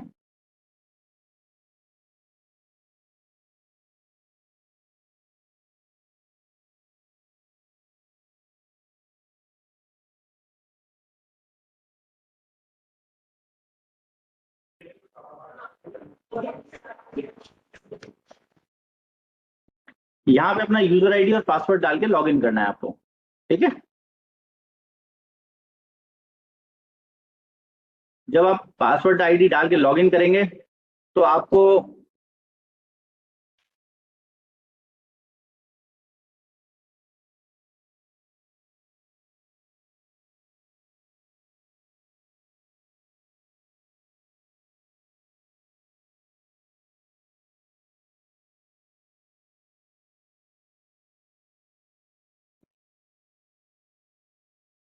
मेरे पास अभी कोई लॉगिन आईडी अभी नॉट एबल टू रिकॉल कि कोई लॉगिन आईडी। जब आप इसको लॉगिन करेंगे तो राइट लेफ्ट हैंड साइड में एक पूरा पेज आता है जिसमें अप्लाई ऑनलाइन का पूरा एक पोर्टल होता है। उसमें आपको जाके अप्लाई ऑनलाइन में जाना है। अप्लाई ऑनलाइन जाएंगे तो पूरे कॉलम्स खुल जाते हैं कि उसमें आपका रजिस्ट्रेशन डिटेल्स, फिर आपका फाइनेंशियल डिटेल्स, सारा डिटेल्स में डालना है। और डीपीआर अपलोड, फिर उसमें लास्ट में आएगा डॉक्यूमेंट्स, अपलोड डॉक्यूमेंट्स। तो लिस्ट ऑफ डॉक्यूमेंट्स दिखाता है जिसमें आपको कौन से डॉक्यूमेंट्स अपलोड करने हैं, उसकी पूरी लिस्ट आती है। तो पूरा प्रोजेक्ट रिपोर्ट सबमिट होने के बाद, डॉक्यूमेंट्स अपलोड हो जाने के बाद, जब वो एग्री हो जाएगा कि हाँ ये सारे डॉक्यूमेंट्स अपलोड हो गए हैं, तो आपकी फाइल अपने आप सबमिट हो जाएगी सबमिट करने पे। अदरवाइज वो दिखाएगा कि ये डॉक्यूमेंट पेंडिंग है, ये डॉक्यूमेंट पेंडिंग है, वो कभी फाइल को सबमिट नहीं होने देगा जब तक डॉक्यूमेंट्स कंप्लीट नहीं होंगे। Once your document is completed, आपकी फाइल सबमिट करेंगे आप। सबमिट होने के बाद वो अपने आप जो आपका स्टेट प्रोजेक्ट मैनेजमेंट यूनिट है, यादव जी हैं साथ में, तो वो आपको इसके बारे में थोड़ा और बता देंगे कि कैसे एसपीएमयू उसके अंदर आपको हेल्प कर पाएगा। तो बाद में वो आपकी फाइल के प्रोसेस करने में जितना जल्दी वहां से स्टेट प्रोजेक्ट मैनेजमेंट अपने एक्शंस लेगी, उसके हिसाब से आपकी फाइल आगे बैंक तक पहुंच जाएगी। Thank you sir. मैं पार्टिसिपेंट्स को एक और चीज बताना चाहूंगी, जैसा कि स्क्रीन पे दिख रहा है list of state nodal agencies. Sir can you go back to that screen again? Control shift and T, I think उससे वही पेज आ जाएगा।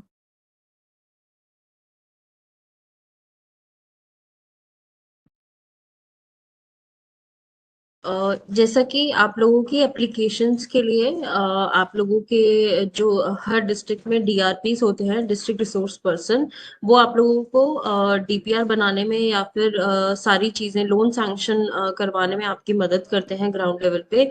यहाँ पे साइड में आप देख पा रहे होंगे, यहाँ पे list of state nodal agencies, list of district nodal points और डिस्ट्रिक्ट रिसोर्स पर्सन, इन सब की डिटेल्स इसमें दी हुई है। जब आप इन पे क्लिक करेंगे आपके पास एक पीडीएफ डाउनलोड होगा जिसमें हर एक डिस्ट्रिक्ट में जो पर्सन असाइंड है, डीआरपी है, उसका कॉन्टैक्ट नंबर और मेल आईडी आपको इसमें मिल जाएगा।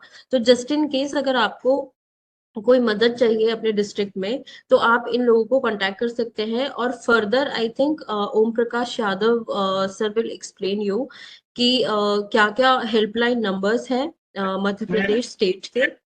इसमें एक और चीज होती है कि जैसे ही आप फाइल लॉगिन करते हैं, आपके पास एक ईमेल जाता है जिसके अंदर जो आपके डिस्ट्रिक्ट के रिसोर्स पर्सन है उसकी पूरी लिस्ट बेनिफिशियरी के पास जाती है कि आप चाहें जिस रिसोर्स पर्सन को सेलेक्ट करके, क्योंकि हर डिस्ट्रिक्ट में मल्टीपल रिसोर्स पर्सन होते हैं, आपकी चॉइस होती है आप किस रिसोर्स पर्सन के साथ काम करना चाह रहे हैं, आप उस रिसोर्स पर्सन को कॉन्टेक्ट करके अपनी फाइल का प्रोसेसिंग करवा सकते हैं।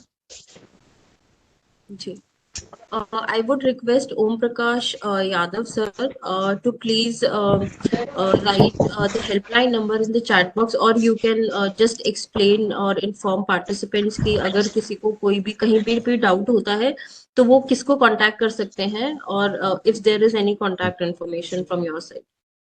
जी, थैंक यू मैडम। मैं सबसे पहले आप सबको धन्यवाद देना चाहता हूं कि आपने बहुत रिस्पेक्टिव प्रेजेंटेशन हमारे फार्मर्स के बीच शेयर किया। और इस हम डीआरपी हमारे जिले में नियुक्त है मध्य प्रदेश में, हर एक जिले में 3-3, 4-4, कई जगह 5 या 6 डीआरपीज भी हैं। वो डीआरपी डायरेक्टली मतलब लोगों से, फार्मर से टच में भी रहते हैं, उनके कॉन्टैक्ट नंबर्स भी अवेलेबल हैं।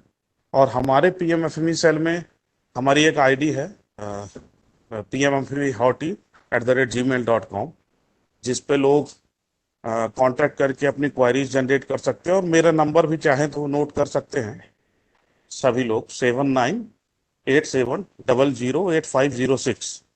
इस नंबर के माध्यम से भी आप मुझसे कांटेक्ट कर सकते हैं। और Sir, can you repeat the number? 79?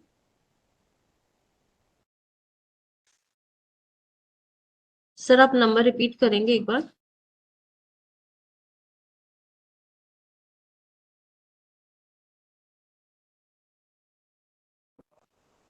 मैं अपना नंबर चैट बॉक्स में भी लिख दे रहा हूँ। जी, और मैंने चैट बॉक्स में आपने जो मेल आईडी बताई थी pmmfmehoti@gmail.com, मैंने वो चैट बॉक्स में डाल दी है। मैं पार्टिसिपेंट से रिक्वेस्ट करूंगी कि प्लीज ये मेल आईडी आप नोट कर लीजिए। इन केस अगर आपको आपके स्टेट में कहीं पे भी इश्यू आ रहा है या फिर आपको कोई कंसर्न पर्सन से हेल्प नहीं मिल पा रही है, आप इस मेल आईडी पे संपर्क कर सकते हैं। और सर ने अपना नंबर भी चैट बॉक्स में डाल दिया है।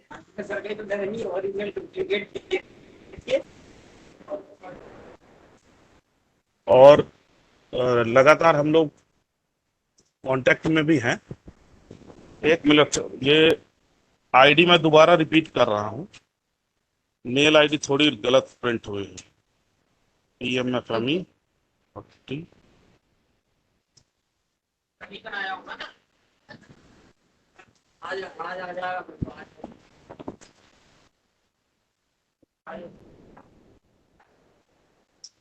आप इस आईडी पे कांटेक्ट कर सकते हैं। चैट बॉक्स में मैंने आईडी भी लिख दी है। और संबंधित जिले के किसी भी व्यक्ति को, अगर फार्मर्स को कहीं पे कोई चैलेंज है या अपने लोन्स को लेके, सिक्योरिटी को लेके, या बैंकों का कोई प्रकरण है, तो हम लगातार एसएलबीसी से भी कांटेक्ट में है, जो स्टेट लेवल बैंकिंग कमेटी है। हम उनसे भी लगातार केसेस के लिए, पेंडेंसी के लिए और बहुत सारी चीज़ों के लिए हम कांटेक्ट में रहते हैं। साथ ही कई सारे फार्मर से हम लोग डायरेक्ट और इनडायरेक्ट रूप से भी मिलते हैं, चाहे वो सेमिनार के माध्यम से हो या मीटिंग के माध्यम से, वीसीज के माध्यम से। तो आप सभी जितने भी फार्मर्स सहयोगी सब जुड़े हुए हैं या जो एंटरप्रेन्योर्स हैं, ये जो कुछ आगे करना चाहते हैं, तो हमसे कांटेक्ट करके संचालनालय भी में हमसे मिल सकते हैं। Thank you Om Prakash sir. Now मैं पार्टिसिपेंट से रिक्वेस्ट करूंगी कि आप लोगों के जितने भी डाउट्स हैं या क्वेरीज हैं, आप लोग वो अभी पूछना शुरू कीजिए, क्योंकि हमारे साथ ओम प्रकाश सर तो हैं ही जो ग्राउंड लेवल पे सारे चीजों को हैंडल कर रहे हैं एसपीएमयू टीम की तरफ से, और हमारे साथ हमारे स्पीकर भी जुड़े हुए हैं, वो आप लोगों के सारे सवालों के जवाब इस सेशन में देंगे अभी। जिनका हैंड रेज है मैं आपको अनम्यूट कर रही हूँ। राजेंद्र सिंह गहलोत, उन्होंने अपना हैंड रेज किया है। मैं रिक्वेस्ट करूंगी उनसे कि अपना माइक अनम्यूट करके अपना सवाल पूछे। राजेंद्र सिंह गहलोत।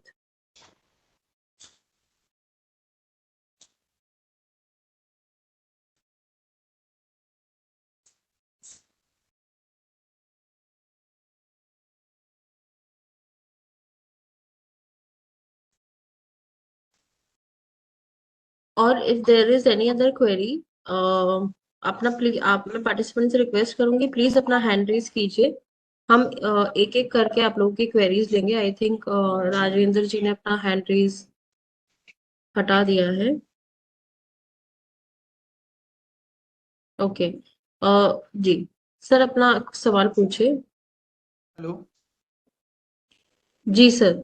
मैडम, बैंक्स की जहां तक बात हुई थी कि बैंक्स कोलेटरल के लिए कोलेटरल फ्री लोन होता है, लेकिन ऐसा कोई नोटिफिकेशन यहाँ मध्य प्रदेश में नहीं है जो जो हम बैंक के सामने प्रोड्यूस कर पाए, क्योंकि वो बैंक यही बोलता है कि कोलेटरल तो देना होगा। अच्छा, किस जिले की बात कर रहे हैं आप? सीहोर और भोपाल। सीहोर और भोपाल में। और कौन सा बैंक है? सर बैंक तो मैं एग्जैक्टली नहीं बता पाऊंगा अभी, लेकिन वहां पर यही डिमांड की गई थी कि देखिए, क्या है कि हमने बिना कोलेटरल के कई सारे लोन्स हुए हैं और हो रहे हैं। बैंक अगर कोलेटरल मांगता है तो उसकी जानकारी हमें दीजिए और उस ब्रांच मैनेजर या वहां के संबंधित अधिकारी का नंबर, तो हम एक बार उनसे बात करें कि उसकी ये डिमांड ऐसी क्यों कर रहे हैं, और इसका जो गाइडलाइन हम उनको प्रोवाइड कराएंगे। क्योंकि कल ही हम एसबीआई वालों के साथ मीटिंग कर रहे हैं और भोपाल और सीहोर के, अपने भोपाल जिले के जो उनके जो प्रबंधक है, महाप्रबंधक, उनके साथ हमारी मीटिंग है 1 बजे। तो अगर वो बैंक एसबीआई है या कोई दूसरा बैंक है तो ऐसे प्रकरणों को हमको बताइए, तो हम एसएलबीसी के माध्यम से जो स्टेट लेवल पे कन्वेयर बैठे हैं बैंकिंग में, उनके थ्रू हम उनसे चर्चा करें कि वो कोलेटरल की मांग क्यों कर रहे हैं। तो आप उस प्रकरण का संख्या की प्रकरण नंबर कौन सा है, राशि कितनी है और किस प्रोडक्ट के लिए उस प्रकरण को आप लगा रहे हैं, और बैंक का नाम क्या है, संबंधित बैंक शाखा कौन सी, वो आप हमें उपलब्ध कराइए, तो हम संबंधित प्रकरण में अपने विभागीय उस पर हम जांच करें या उनसे बातचीत करें। ठीक ठीक सर, थैंक यू। राजेंद्र जी, आप कहाँ से बात कर रहे हैं, कौन से सीवीओ से बात कर रहे हैं आप? स्वामी विवेकानंद शिक्षा समिति भोपाल। आपके पास मेरा नंबर होगा ना? हाँ जी सर। विजय रावत बोल रहा हूँ मैं जी। मेरे को आप कॉल करिए इस मीटिंग के बाद, discuss with you.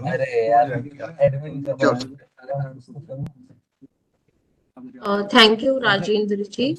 I hope आपको समझ आ गया होगा कि एक तो आपको विजय रावत जी को कांटेक्ट करना है, दूसरा आपका जहां पे भी इशू आ रहा है वो आप ओम प्रकाश जी को इन्फॉर्म कीजिए कि आपको किस बैंक से ये इशू आ रहा है और कोलेटरल की डिमांड हो रही है, सो दैट एसपीएमयू टीम उस बैंक से और वहां के जो ऑफिशियल्स हैं उनसे कोऑर्डिनेट कर सके। Thank you. नेक्स्ट हमारे पास क्वेश्चन है अक्षय मध्य भारत आईडी की तरफ से। मैं रिक्वेस्ट करूंगी उनसे कि प्लीज अपना माइक अनम्यूट करके अपना सवाल पूछें। जी। हेलो जी सर। मैम, मेरा 2 क्वेश्चन थे। पहले चीज तो मेरा ये डाउट था कि जो प्रोजेक्ट हमारा, फॉर एग्जांपल कि इसमें सर ने बताया कि ग्रुप एप्लिक कॉमन फैसिलिटी जो है उसमें सब्सिडी का अमाउंट कोई फिक्स नहीं है, मतलब 35% है। तो ऐसा हर केस में होगा या इसका कोई एक्सेप्शन है? कोई एक्सेप्शन नहीं है इसमें। आपके जी प्रोजेक्ट जितने भी अमाउंट का है, ओनली ये स्कीम में सिर्फ यही कंपोनेंट ऐसा है जिसमें 3 करोड़ तक की एप्लीकेशन आप सबमिट कर सकते हैं। ठीक है। उसमें सब जो कैपिंग है, सब्सिडी 35% ऑफ लोन अमाउंट मिलेगी। हाँ, इसमें subjected to the approval from SLAC. SLAC इसमें जो अगर मान लीजिए कोई कंपोनेंट SLAC अगर इसमें से हटा देती है कि नहीं ये कंपोनेंट इसमें नहीं हो सकता है, then it can be exceptional case, but majorly 99% या 99.99% ऐसा नहीं होगा कि कभी SLAC कोई कंपोनेंट उसमें से हटाएगी। बहुत इररिस्पेक्टिव अगर कोई कंपोनेंट इसमें डाल दिया है जिसका कि मतलब सिग्निफिकेंस उसको जिसका टेंजिबल कंपोनेंट को मेजर नहीं कर पाएंगे, तो ही ऐसा हो सकता है कि SLAC उसको रिमूव करे। पर SLAC मोस्टली क्योंकि ये बहुत छोटे लोन साइज हैं, तो SLAC इसमें मुझे नहीं लगता कि आज तक कोई एक्शन ऐसा लिया है जबकि कोई प्रोजेक्ट रिपोर्ट में कम किया हो। ठीक है। और सर अभी जस्ट मेरे पास SDFC बैंक से क्यूरी आई है, मेरा एक लोन एप्लीकेशन पेंडिंग था, मैं आपको बता देता हूँ। तो सर उसमें मेरे 2 डाउट थे। मैंने एक तो पहली चीज बोली minimum 5 years vintage and 3 years business stability. तो सर जहां तक PMFME का है वहां तो ये है ना 300। ये SOP को फॉलो नहीं कर रहे हैं आप, उसको केस को एस्केलेट कीजिए। हाँ ये सिंपल है। अगर यादव जी पक्का आपको ये SOP दे देंगे, सेंटर से ठाकुर सर ने दी हुई है SOP सबको, तो वो आपके पास SOP यादव जी पक्का शेयर कर देंगे, उनके पास सारा होगा अच्छे से। ऐसा कोई गाइडलाइन नहीं है कि 3 year बिजनेस स्टेबिलिटी, ये पुरानी बातें हैं। इसमें आई एम इन उत्तराखंड में हमारे पास 99% केसेस न्यू लोन्स के हैं। आउट ऑफ 280 केसेस ओनली 15 या 20 केसेस हैं जो एग्जिस्टिंग एप्लीकेशंस हैं, बाकी सारे नए लोन हुए हैं। कहीं कोई कोलेटरल की जरूरत नहीं पड़ी है, कहीं कोई बिजनेस स्टेबिलिटी नहीं डिमांड की।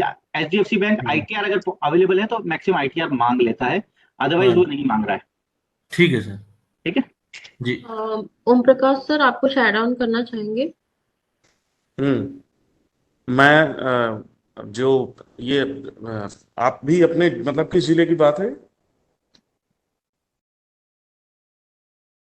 सर दमोह की बात है ये। अच्छा, तो दमोह में यश जी हैं जो हमारे DDH हैं। आप एक बार उनसे संपर्क करिए, वो वहाँ पे हमारे डिस्ट्रिक्ट नोडल अधिकारी हैं। सर आप मेरे को उनका नंबर दे दीजिए, मैं संपर्क कर लूंगा। मैं आपको उनका नंबर, आपके पास मेरा नंबर तो आ गया ना? हाँ मेरे पास आपका नंबर आ गया। आप मेरे से कांटेक्ट करिए, मैं उसकी गाइडलाइन भी देता हूँ, संबंधित बैंक से हम बात भी करते हैं अपने अधिकारी के थ्रू। ठीक है सर। 2 मिनट से कॉल कर रहा हूँ, एक मीटिंग में 2 मिनट से कॉल कर रहा हूँ। Thank you Akshay ji. I think आपकी क्वेरी रिजॉल्व हो गई होगी। हाँ मैम, कुछ हद तक। फिर बाकी मैं सर से एक बार संपर्क कर लूंगा मैम। हाँ जी। Next we have a query from Dhiraj Rajkumar. मैं उनसे रिक्वेस्ट करूंगी कि अपना माइक अनम्यूट करके अपना सवाल पूछें। जी। हेलो। जी सर। नमस्ते मैम, मेरा एक सवाल था सर से। ये हमारा एक APC है, Morena Krishna farmer producer company limited. इसने अभी एक PMFME की फाइल मतलब सबमिट की थी हॉर्टिकल्चर डिपार्टमेंट में मोरेना में। तो वहाँ से फाइल सबमिट करने के बाद भोपाल में उन्होंने भेजा, तो उसे DLC का अप्रूवल हॉर्टिकल्चर से नहीं मिल पाया, इसे रिजेक्ट कर दिया। तो इस केस में अभी क्या कर सकते हैं हम लोग? हेलो, ये मुरैना का कौन सा केस था, क्यों रिजेक्ट किया? ये भोपाल से मतलब हॉर्टिकल्चर को बोला गया था कि इसको DLC से अप्रूवल करवाइए, तो हॉर्टिकल्चर DLC से अप्रूवल नहीं दिलवा पाए, तो वो कैंसिल कर दिया वहां से भोपाल से। फिर दोबारा रिपीट करेंगे क्या बोला आपने? जैसे सर हम लोगों ने एप्लीकेशन किया सर इसको हॉर्टिकल्चर डिपार्टमेंट मुरैना में। ठीक है सर, उसके बाद फाइल गई भोपाल में। तो भोपाल से सर फाइल आई हॉर्टिकल्चर डिपार्टमेंट में, DLC अप्रूवल करवाना है बोला गया था डिपार्टमेंट को। तो हॉर्टिकल्चर वालों ने क्या किया, वो DLC का अप्रूवल नहीं दिलवा पाए वो, इस वजह से भोपाल से वो रिजेक्ट कर दी गई। तो DLC का तो अप्रूवल चाहिए होगा, उन्होंने कोई क्वेरी दी होगी क्यों रिजेक्ट किया, क्या कारण था? वो सर DLC का उन्होंने कोई प्रॉपर रीजन कोई दिया ही नहीं है, उन्होंने सीधा बोल दिया कि फाइल रिजेक्ट हो रही है। वो उस केस को आप रिकंसिडर हम करेंगे, दोबारा आप उस केस को उस जिले में लगाइए। और जब आप लगाएंगे तो एक बार मुझसे बात करिएगा कि हम क्या बना रहे हैं, किस तरह का हमारा FPO है, या हमारा प्रोडक्ट कौन सा है, किस तरह की हम डील लगा रहे हैं, बैंक कौन सा है। जी ठीक है सर। पास मेरा नंबर है। जी आप मुझसे इस कॉल के बाद संपर्क करिए, तो मैं वहाँ के अधिकारी से भी जानने की कोशिश करता हूँ कि क्या बिंदु थे जिनके बेसिस पे केस को रिजेक्ट किया गया और क्यों अप्रूवल नहीं मिला। जी सर। उसको हम रिकंसिडर करेंगे। ऐसा कुछ नहीं है कि एक बार रिजेक्ट हुआ तो आप दोबारा नहीं लगा सकते हैं। हम तो जो रिजेक्टेड केसेस हैं उनकी कल मीटिंग बुला जरूर सर। रहे हैं और उसमें दोबारा से अप्लाई करने की मुहिम चला रहे हैं, ताकि वो जो केसेस ऑलरेडी बने हुए उनमें थोड़ी बहुत डॉक्यूमेंट्स की वजह से, किसी और इशूज की वजह से अगर और ये सर केस हमने ये DRP के थ्रू बनवाया था तो दोबारा उन केसेस को लगा पाए। जी। ठीक है sir, thank you sir. Thank you, Dheeraj ji. Next, we have question from Gargi. I request Gargi to please unmute the mic and ask the question. आप अपना mic unmute करके अपना सवाल पूछें।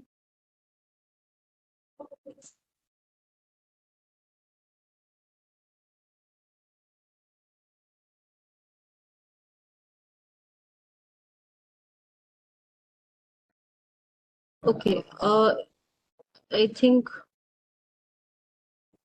mic unmute नहीं हो रहा है। I request Miss Gargi to please unmute the mic. In the meantime, we'll take question from Santosh ji. उन्होंने हैंड रेज कर रखा है।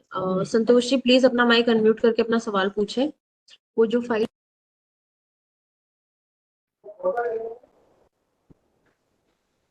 हेलो जी संतोष जी अपना सवाल पूछें। मैम, मेरा एक क्वेश्चन था कि मेरा दाल मिल की जो फाइल है वो बैंक ऑफ इंडिया में आ गई है, तो वहाँ से मैनेजर मैडम का सपोर्ट नहीं मिल रहा। हेलो जी आपका सवाल सुन लिया है। मैं ओम प्रकाश सर से रिक्वेस्ट करूंगी कि प्लीज इसको एड्रेस करें। एक बार फिर से सवाल रिपीट करेंगे सर? सर, मेरी जो दाल मिल की लगाई थी मैंने, फाइल कंप्लीट होके उनके बैंक में आ गई है ऑनलाइन, तो हाँ। मैनेजर मैडम है जो बैंक ऑफ इंडिया में, उनका सपोर्ट नहीं है वो, मतलब उसके किस लिए जिले की क्या बात कर कर रहे सकते हैं? हैं? मैम तो सर सीहोर जिला, इच्छावर ब्लॉक। अच्छा, तो आप ये कह रहे हैं आपने केस लगाया है? जी जी सर, फाइल कंप्लीट है अभी, मतलब 2-3 दिन में ही आई है उनके पास। नहीं तो मैं ये आपका क्वेश्चन ये नहीं समझ पा रहा हूँ। आप कह रहे हैं केस लगा हुआ है ना बैंक में? हाँ सर, बस वो मतलब आगे नहीं बढ़ा रहे हैं बैंक वाले। बैंक वाले नहीं आगे बढ़ा रहे हैं, राइट? हाँ तो जी आपके सर। पास भी मेरा नंबर है ना? तो हाँ आप हाँ मुझसे जी इस मीटिंग के बाद कांटेक्ट करिएगा, क्योंकि मुझे प्रकरण का जी नंबर जानना होगा। फिर मैं जी उसके अधिकारी से अपने बात करके उसको हम प्रोसेस पे आगे बढ़वा देंगे, अगर सब कुछ सही जी होगा। सर। आपने पूरे डॉक्यूमेंट्स तो जमा कर दिए होंगे? हाँ, टोटल जमा। ठीक प्रकाश ठीक है। जी, हेलो। जी sorry sorry to intervene madam. Okay. मैं रिक्वेस्ट करूंगा सभी पार्टिसिपेंट से कि बहुत टेक्निकल अगर कुछ क्वेरीज हैं, आप जो क्वेरीज कर रहे हैं वो ऑपरेशनल क्वेरीज हैं, जो डे टू डे आपको दिक्कतें आ रही है वो क्वेरीज हैं जो आपका स्टेट प्रोजेक्ट मैनेजमेंट होते इजीली उसको सॉल्व कर देगा। यहाँ पे मैं रिक्वेस्ट करूंगा कुछ ऐसी क्वेरीज जो कि मतलब आपको एफपीसी से रिलेटेड या इंफ्रास्ट्रक्चर बनाने से रिलेटेड, या कोई टेक्निकल क्वेरीज हैं जो कि जिसका सॉल्यूशन मतलब जो टेक्निकल रीजंस हैं। इंडिविजुअल क्वेरीज को डेफिनेटली मैं, क्योंकि every state is performing excellently well, all SPMUs are equipped with these things, तो आई एम 100% श्योर कि आपकी सारी क्वेरीज लोकल लेवल पे दूर हो जाएंगी। बट अगर कोई ऐसे टेक्निकल रीजंस हैं जो प्रेजेंटेशन से रिलेटेड है तो आप प्लीज उसको पूछिए। तो थैंक यू सर। मैं संतोष जी और बाकी पार्टिसिपेंट से रिक्वेस्ट करूंगी, जैसा सर ने बताया, अगर आपकी इंडिविजुअल भी जी मैम। आपकी कोई इश्यूज है ना, आपको एसपीएमयू टीम से आपको कांटेक्ट नंबर मिल चुका है। एक बार आप उनको इंडिविजुअली भी कॉल करके संपर्क करके अपनी जो इंडिविजुअल एप्लीकेशन है उसका फॉलोअप ले सकते हैं, या फिर कोई इशू अगर आपको अपने एप्लीकेशन से रिलेटेड आ रहा है तो आप कंसर्न पर्सन को कॉल करके उस चीज को ट्रैक कर सकते हैं। ठीक है।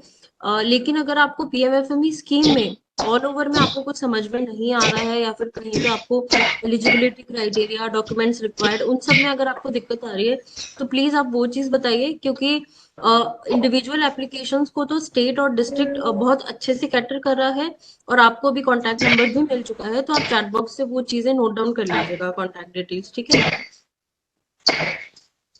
ठीक है ma'am, thank you ma'am. Thank you, Santosh ji. Next, we have question from Sachin.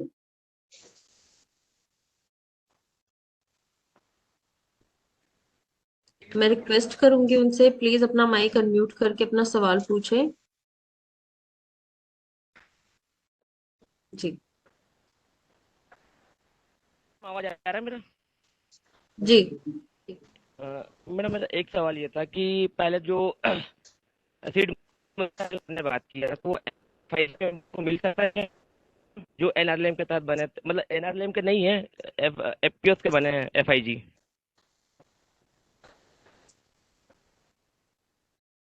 Sir आपकी थोड़ी सी वॉइस ब्रेक हो गई तो मैं पूरा अच्छे से सुन नहीं पाई हूँ, आप रिपीट करेंगे please?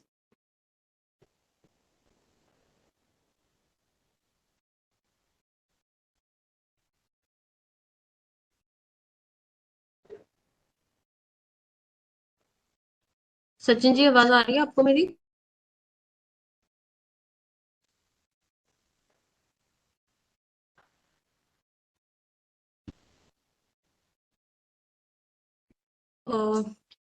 I think there is some audio problem Sachin ji की तरफ से। सचिन जी मैं रिक्वेस्ट करूंगी अगर आप सुन पा रहे हैं तो प्लीज रिस्पॉन्ड कीजिए।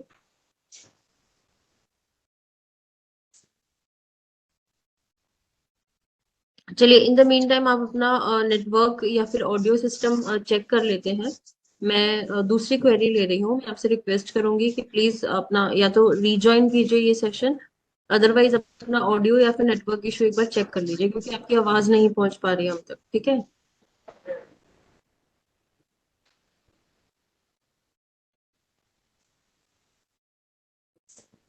नेक्स्ट क्वेश्चन है किरण चौबे जी की तरफ से। मैं रिक्वेस्ट करूंगी कि वो अपना माइक अनम्यूट करके अपना सवाल पूछे।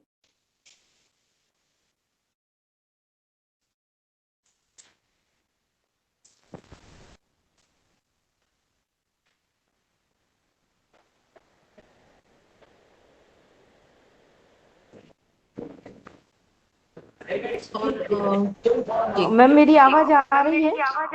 आ रही है। Okay, thank you so much. और मैम मैं ये एक्चुअली जो मैं सागर मध्य प्रदेश से बात कर रही थी, और मेरे यहाँ पे 3 FPOs हैं जो कि वर्क कर रहे हैं, जिसमें सागर डिस्ट्रिक्ट में जो DRPs हैं, मुझे उनका कॉन्टेक्ट डिटेल मिल पाए ताकि हमारा जो प्रोजेक्ट है उस पे हम आगे काम कर पाए। किरण जी, जी सर। आपने किसी DRP से कांटेक्ट किया था या आपके पास मतलब नंबर नहीं है क्या? सर नंबर नहीं है मेरे पास में। ठीक है, अब वो हम आपको दे देंगे। जी जी जी। आप हमसे DRPs का नंबर ले लीजिएगा और जो आप हेल्प चाहती है वो आपको उस DRP से मिल जाएगी। Okay sir, thank you. वहाँ पे हमारे 4-5 DRPs काम कर रहे हैं जी जी जी। कुछ। ठीक है, सेकेंडली एक और मेरा प्रश्न था। हमारे कुछ FPOs हैं जहाँ पे हमें गवर्नमेंट की जो लैंड है वो वहाँ पर अवेलेबल है, तो इसके लिए हमें प्रोसेसिंग यूनिट लगाने के लिए लीज का जो प्रोसीजर है वो मुझे थोड़ा सा कहाँ से क्लियर हो पाएगा ताकि हम इसके लिए अप्लाई कर पाए?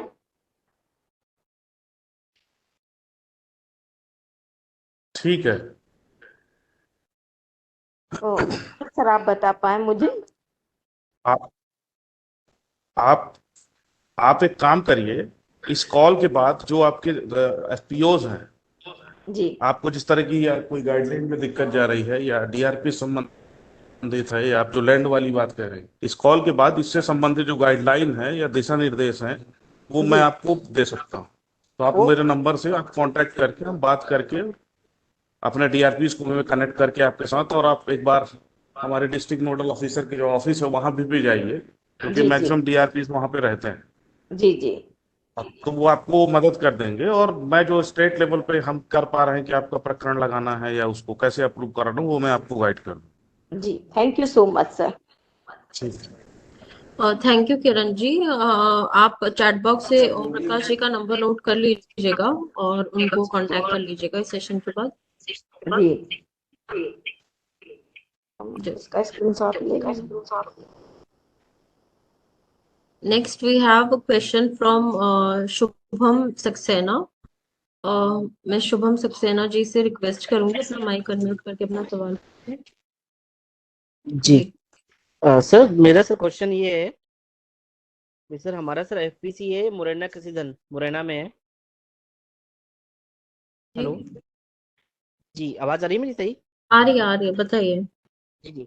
सर हमने इसके लिए क्या डीआरपी से पूरा फाइल कंप्लीट करवा के और जो भी मतलब फॉर्मेलिटी थी सारी कंप्लीट करके फाइल सबमिट किया था ग्रुप में एफपीसी के लिए। बट ये हुआ क्या कि हॉर्टिकल्चर पहले मुरैना में आया, इसका फाइल जो पहले आता है डीआरपी के बाद, तो वहां से डायरेक्ट बैंक जाना था। फिर उन्होंने बोला कि ग्रुप है तो बैंक ना जाते हुए पहले भोपाल जाएगा। तो फाइल फिर भोपाल पास होने के लिए गई, बट भोपाल में ऑलमोस्ट 1 महीने तक पेंडिंग फाइल पड़ी रही। और वहां से यही मतलब लास्ट में एक तो भोपाल से कुछ भी प्रॉपर पहले तो आंसर नहीं मिल रहा कि क्यों पेंडिंग है। काफी समय बाद मुझे मतलब सोर्सेस लगा के पता लगा कि डीएलसी का अप्रूवल लगेगा उसमें, जो कि ये हॉर्टिकल्चर। इससे पहले भी डिस्कशन हुआ था। आपका कब का केस है? जी ये हो गया सर, इसको 3-4 महीने हो गए सर। 3-4 महीने हो गए, राइट? जी तो आपने इससे संबंधित मतलब यहाँ एसपीएम में किसी से बात की थी? सर मैंने हॉर्टिकल्चर में बात की थी सर, यहाँ लोकल जो ये है मुरैना का प्रेम नारायण भदौरिया जी है। नहीं तो डीआरपी भी तो है वहां पे। टीआरपी है सर, अक्षत अग्रवाल है। जब सर हमने नहीं, फाइल जब सबमिट भोपाल की में थी। आप जैसे भोपाल में हमारी टीम थी। मतलब मैं तो जी मान लो अभी 1 महीने में आया हूँ। भोपाल में क्षितिज था, सना लोग थे हमारी टीम में। तो आपने उस संबंधित प्रकरण के लिए उनसे बात नहीं की कि सर क्यों टाइम लग रहा है, सर क्यों बात विलम्ब हुई, हो सर बात हुई पहले तो सर सही मतलब वो आंसर मिल नहीं रहे थे। और फिर रहा है? उन्होंने बताया कि डीएलसी का अप्रूवल लगेगा आपका, जो कि हॉर्टिकल्चर वाले बना के देंगे मुरैना के हॉर्टिकल्चर। वो अपने हाँ। डिस्ट्रिक्ट लेवल कमेटी से उसको जो प्रस्ताव है प्रस्ताव पास करा के वो लेटर भेजना पड़ेगा वहाँ भोपाल। तो हम्म हुआ क्या सर कि जो लोकल मुरैना हॉर्टिकल्चर है सर, एक्चुअल में हम्म प्रॉपर इन्फॉर्मेशन नहीं होती सर किसी को इस चीज की, तो जिसकी वजह से हमारा फेल हो गया। हॉर्टिकल्चर वालों ने ये मतलब ये काम ही नहीं किया जो प्रपोजल भेजना था हमारा डीएलसी से अप्रूव करा हम्म। के। तो फाइल पूरी कंप्लीट होने के बाद भी एक आप छोटे से इसकी वजह से रह गया हमारा फाइल। तो आप उसको दोबारा से लगाइए और उससे संबंधित तो अधिकारी से अभी मैं बात कर। अभी सर हम दोबारा से अप्लाई करने के लिए कर रहे हैं, बट अब सभी अभी डीआरपी और प्लस अदर ये हॉर्टिकल्चर वाले सभी एडवाइस कर रहे हैं कि अब ग्रुप में ना लगाते हुए इंडिविजुअल में लगाएं, जिससे कि भोपाल जाएगा ही नहीं, डायरेक्ट मुरैना से बैंक आ जाएगा। तो क्या कर सकते हैं सर इंडिविजुअल? इंडिविजुअल भी कर सकते हैं आप। इंडिविजुअल कर सकते हैं, कोई दिक्कत नहीं। शुभम, आप कहाँ से बोल रहे हैं? कौन से सीवीओ से बोल रहे हो आप? शील बैठक से बोल रहे हैं? मुरैना। हेलो कौन से सीवीओ से बात कर रहे हैं शुभम आप? हेलो हेलो शुभम, मेरी आवाज आ रही है आपको? हेलो हेलो शुभम, कौन से सीवीओ से बात कर रहे हो आप? सर मेरी आवाज आ रही है? हाँ, आपकी आवाज आ रही है मेरे को। मैं क्या बोल रहा हूँ, कौन से सीवीओ से बात कर रहे हो?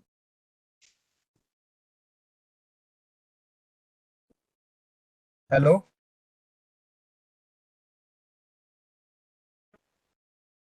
गगन जी, मैं ऑडिबल हूँ क्या? हेलो, हाँ भैया जी। मैं ऑडिबल हूँ ना? Yes yes. हाँ, आपकी आवाज आ रही है। मैं वही पूछ रहा था इनसे। शुभम जी, आप कहाँ से बात कर रहे हो? कौन से सीवीओ से बात कर रहे हो आप?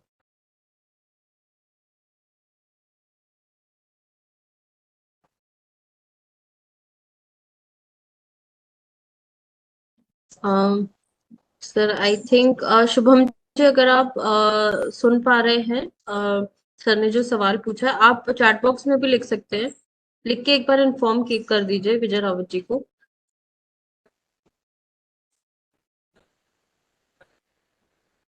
नेक्स्ट सवाल है सचिन जी की तरफ से। मैं रिक्वेस्ट करूंगी उनसे कि अपना माइक अनम्यूट करके अपना सवाल पूछें। हेलो, आवाज आ रहा है मैम मेरा? जी जी, आ रहा है, आ रहा है। मैडम मेरा ये जानना था कि ये फेयर मनी को लेकर सर ने बात किया था, सीड मनी को लेकर, तो सीड मनी एफआईजी मेंबर को मिल सकता है या फिर एसएचजी मेंबर को ही मिलेगा एसआरएलएम की ओर से?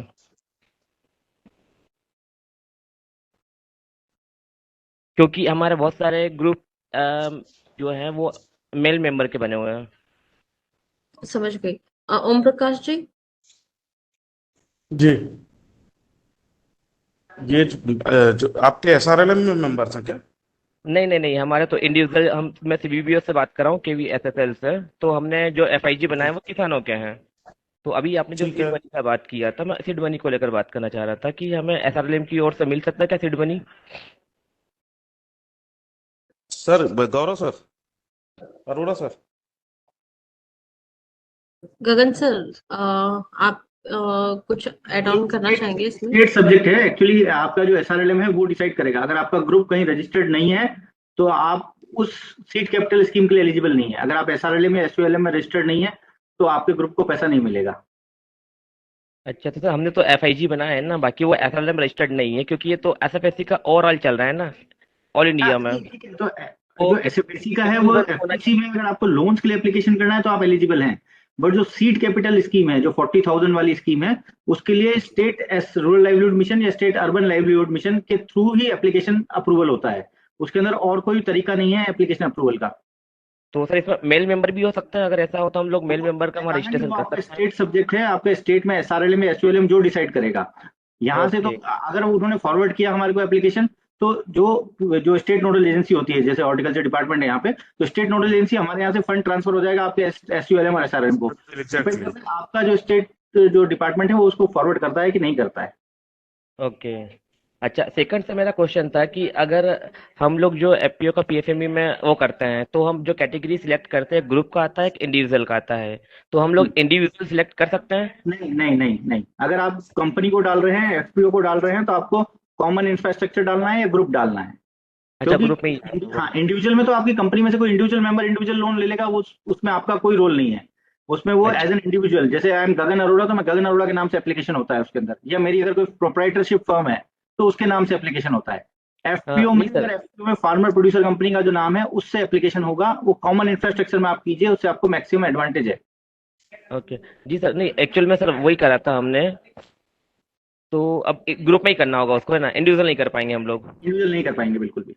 ओके सर, थर्ड मेरा ये था कि जैसे कि हमने कोई फाइल लगा दी है, बैंक तक चली गई है, अगर बीओडी का सिविल थोड़ा सा डिफॉल्टर होता है, तो उस कंडीशन में क्या कर सकते हैं हम लोग? फाइल रिजेक्ट हो जाएगी, उसमें कोई और दूसरी कंडीशन नहीं है। तो सर हम लोग को गाइडेंस करिए ना सर, किसी प्रकार से, कि हम लोग उसको फिर नहीं, कर देखिए, पाए। अगर किसी भी बीओडी में, किसी भी एक बीओडी का बोर्ड ऑफ डायरेक्टर का अगर सिबिल 650 से कम है, इवन हाँ। 650 से कम ना भी है और 700 प्लस है, अगर कोई लोन उन्होंने प्रीवियसली मतलब पिछले लास्ट 6 ईयर्स में सेटल किया हुआ है कोई भी लोन, तो वो उनका सिबिल स्कोर खराब हो जाएगा, उनकी सीआर कम हो जाएगी और लोन रिजेक्ट हो जाएगा ऑटोमेटिकली। इसलिए ओके। आप पहले चेक कर लीजिए बीओडी मेंबर के सबके सिबिल, किसी की केसीसी, मेजरली केसीसी डिफॉल्ट्स हैं सिबिल के अंदर, क्योंकि हमारे जी। फार्मर्स हैं, फार्मर के सबके केसीसी चल रहे हैं, और केसीसी में इंटरेस्ट जमा नहीं करना, इन केसीसी ड्यू रखना, ये बहुत सारी एक्टिविटीज हुई हैं। तो इन दिस केस अगर किसी की केसीसी भी ड्यू चल रही है, अगर डिफॉल्ट में है कोई लोन, तो वो सारे केसेस कंसिडर होंगे और उनको लोन नहीं ग्रांट होगा किसी भी हाल में। ओके। सर ठीक इसमें है। मेरा एक और क्वेश्चन था कि बहुत सारी बैंक ऐसी है जिनको पता नहीं है पीएफएमई स्कीम्स के बारे में, जैसे अगर मैं बात करूँ लोकल लेवल की, ब्लॉक लेवल की, तो सर यही उनको आइडियाज नहीं है, वो नेशनली। क्वेश्चन, तो ये हमारी जिम्मेदारी है। अगर हम लोन एप्लीकेशन जनरेट कर रहे हैं, तो हमारा क्लाइंट उस बैंक का नाम जब दे रहा है, मान लीजिए अगर हमारा, जैसे मैं उत्तराखंड की बात कर रहा हूँ, यहाँ पे उत्तराखंड ग्रामीण बैंक सबसे जिसकी रीच बहुत ज्यादा है, उत्तराखंड ग्रामीण बैंक की, अगर उस ग्रामीण बैंक की ब्रांच को पीएमएफएमई स्कीम के बारे में नहीं पता है, डेफिनेटली बहुत से लोगों को नहीं पता है, तो हमारे जिस क्लाइंट ने एप्लीकेशन किया है उसका तो रोल बनता है कि वो जाके उस बैंक से बात करे। अगर बैंक को नहीं पता है तो आपका स्टेट प्रोजेक्ट मैनेजमेंट यूनिट पक्का उसको एंटरटेन करेगा और उसको रिजॉल्व कर रहा है, क्योंकि हम रेगुलर बेसिस पे ये काम कर रहे हैं। ऑलमोस्ट सारी ब्रांचेज अब ऐसी हो गई हैं जिन्होंने अपना लॉगिन कर लिया है, और आपका project management, because MP is a bigger state, बड़ी टीम आपके पास है, पक्का वो इस काम को देख रही होगी। आपको अपनी डिस्ट्रिक्ट प्रोजेक्ट मैनेजमेंट, जो डिस्ट्रिक्ट की आपकी नोडल एजेंसी है, हॉर्टिकल्चर डिपार्टमेंट अगर है, तो मुख्य उद्यान अधिकारी या जिला उद्यान अधिकारी होते होंगे जो इस स्कीम को डिस्ट्रिक्ट लेवल पे देख रहे हैं। आप वहां जाके इंटरेक्ट कीजिए, पक्का आपको सोल्यूशन मिलेगा, आई एम 100% श्योर। जी सर, वो हमने सर बहुत बार किया भी है, पर बैंक मैनेजर का यही कहना है कि मुझे इस स्कीम के बारे में पता नहीं है, मुझे ऊपर बात करना होगी, मुंबई बात करना होगी, हेड ऑफिस। सचिन जी, ये आप किस बैंक की बात कर रहे हैं? Bank of Maharashtra. देखिए, बैंक ऑफ महाराष्ट्र में इंडिविजुअल आईडी है सबके पास, अपना आईएफएससी कोड से लॉगिन है। आप अगर किसी भी बैंक में दिक्कत आती है, आप बैंक मैनेजर के सामने बैठिए और सीधा जो आपके स्टेट मैनेजमेंट में जिससे आपकी बात होती है, आप तुरंत बात कराइए, तुरंत वो लोग सोल्यूशन देंगे, आई एम श्योर। हाँ, क्योंकि सर हमें क्या 2 से 3 हफ्ते हो गए हैं बार बार जा रहे बैंक वालों के पास में, तो बैंक वाले यही कह रहे हैं कि आज बात करेंगे, कल बात करेंगे, तो फिर दिक्कत आ रही है। A quick resolution for this query. Om Prakash sir.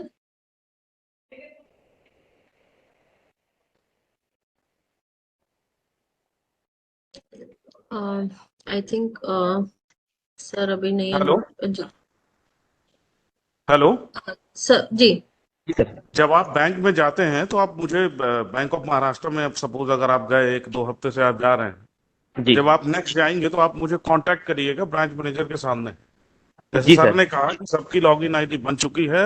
Moreover her bankers aware हैं, वीसीज के थ्रू हम उनको बता रहे हैं कि इस स्कीम में क्या क्या है, क्या क्या चीजें करनी है। तो जी बैंकों को तो सब कुछ पता है, पूरे बैंकर्स आर अवेयर नाउ कि हम लोग इस स्कीम के अंदर क्या कर रहे हैं और कैसे सब्सिडाइज लोन प्रोवाइड कर रहे हैं। तो आप अब ओके। जब नेक्स्ट जाएंगे तो आपके पास मेरा नंबर है, आप मुझे कांटेक्ट करके डायरेक्टली बैंक मैनेजर से बात करा सकते हैं। जी सर। ओके। आई होप आपकी क्वेरीज का अच्छे से आपको जवाब मिल गया है Sachin ji. Thank you for joining and asking the queries. Next mister Jay, उनको मैं अनम्यूट करना चाहूंगी क्योंकि उन्होंने चैट बॉक्स में लिखा है।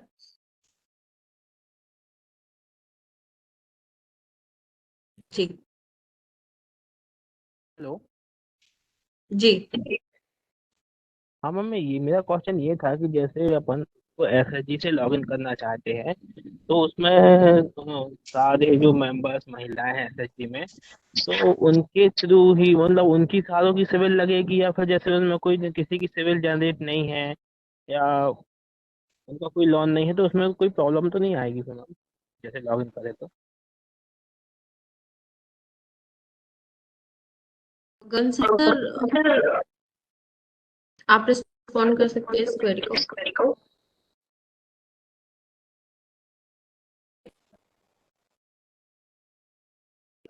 क्वेश्चन वापस रिपीट कर दीजिए जय जी। हाँ, और सर मैं ये बोला था कि जैसे एसएचजी में जो महिलाएं हैं तो सारी महिलाओं की सिविल ही जरूरी है कि सिर्फ उसमें जो अध्यक्ष सचिव हैं उनसे ही लॉगिन हो जाएगा वो? नहीं नहीं, देखिए अगर आपका ग्रुप में लोन है, एसएचजी का लोन है, तो सारी महिलाओं की सिविल, क्योंकि ग्रुप एक छोटी एंटिटी है, तो उसके जी। अंदर जो आपकी पूरे ग्रुप है उसकी सिविल चेक होगी पूरा, क्योंकि ग्रुप में कंप्लीट डिसबर्समेंट पूरा ग्रुप के बेसिस पे होता है। तो सर उसमें जो मतलब डॉक्यूमेंट्स लगेंगे वो सारे मतलब पूरे ग्रुप्स के सारे हाँ, मेंबर्स के पूरे लगेंगे? पूरे पूरे ग्रुप के लगेंगे। उसका रेजोल्यूशन, ग्रुप का रेजोल्यूशन लगेगा। देखिए ग्रुप के डॉक्यूमेंट्स अलग तरह से हैं, आप उसके अंदर चेक कीजिए एक बार जाके। उसमें ग्रुप का जी। रेजोल्यूशन देना पड़ता है कि ग्रुप तैयार है इस चीज को लेने के लिए। उसका सब मतलब जैसे जो प्रोसेस आपका कंपनी के लिए होता है, सेम प्रोसेस ग्रुप के लिए होता है। एंटिटी बस चेंज है कि वहाँ ग्रुप है और वहाँ प्रोड्यूसर कंपनी है। सिर्फ इंडिविजुअल के केस को छोड़ दीजिए, बाकी सब में आपका वो चेक होता है। कंपनी क्योंकि एक अलग स्ट्रक्चर होता है प्रोड्यूसर कंपनी में, क्योंकि बोर्ड ऑफ डायरेक्टर जो होता है वो ही रिस्पॉन्सिबल है, शेयर होल्डर्स की रिस्पॉन्सिबिलिटी नहीं आती है डायरेक्ट, इसलिए सिर्फ बीओडी के सिविल चेक होते हैं। और ग्रुप में कंप्लीट लायबिलिटी पूरे ग्रुप की आती है। जी जी। ठीक है ठीक सर, है। यही पूछना है सर, यही क्वेश्चन था। Thank you sir.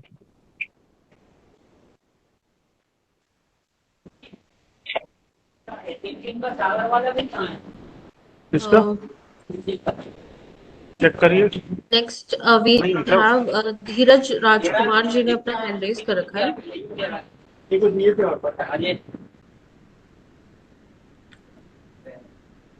हेलो। जी। हाँ मैम, मैंने इसलिए हैंड रेज किया था, वो दिक्कत आ रही थी ना, शुभम सक्सेना जी मतलब सीवीवीओ की पूछ रहे थे सर। तो मैं सीवीवीओ की तरफ से हूँ, स्विच ऑन फाउंडेशन की तरफ से। हमारा एक एपीसी मुरैना कृष्णन एपीसी, तो उसके सीईओ थे शुभम सक्सेना। अच्छा। कौन से कौन बात कर रहे हैं विजय स्विच ऑन अमित से? जी। हाँ, स्विच ऑन से कौन बात कर रहे हो? स्विच ऑन से आप आपका नाम बताइए आप मेरे को। स्विच ऑन से एज ए फील्ड कोऑर्डिनेटर मैं धीरज राजकुमार बोल रहा हूँ। मुरैना कृष्णन एपीसी को कोऑर्डिनेट करता हूँ मैं। ठीक है धीरज, मेरे से बात करना आप मीटिंग के बाद। ठीक है, मेरा नंबर तो ठीक ऑलरेडी है आपके सर। पास होगा ना, राइट? नहीं सर, मेरे पास आपका नंबर नहीं है। चलो मैं इसमें लिख देता हूँ चैट बॉक्स में, ठीक है ओके। ना, आप नोट कर लेना। ठीक है, ओके। ठीक है। जी। नेक्स्ट मैं पार्टिसिपेंट से रिक्वेस्ट करूंगी, अगर आप लोगों के कुछ और सवाल हैं तो प्लीज अपना हैंड रेज कीजिए, नहीं तो अपना सवाल चैट बॉक्स में लिख के पूछिए, सो दैट कि आपकी क्वेरीज अभी रिजॉल्व हो सके।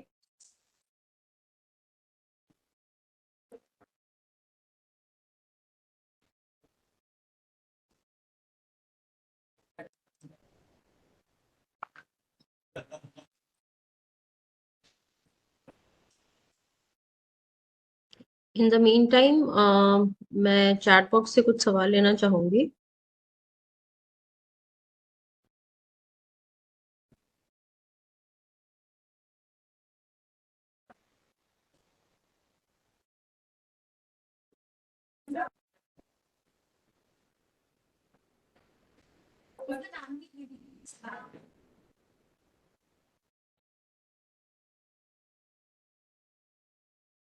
ओके, आई थिंक हमने चैट बॉक्स से सारे सवाल ऑलरेडी लोगों ने पूछ लिए हैं। बाकी अगर किसी पार्टिसिपेंट का कोई सवाल या कोई डाउट रह गया है, मैं उनसे रिक्वेस्ट करूंगी आप प्लीज अपना माइक अनम्यूट करके अपना सवाल पूछ सकते हैं। अपना हैंड रेस जरूर कीजिए, नहीं तो आप अपना सवाल चैट बॉक्स में भी लिख सकते हैं। अपना हैंड रेस कीजिए अगर आपको कोई सवाल पूछना है डायरेक्टली हमारी स्पीकर से।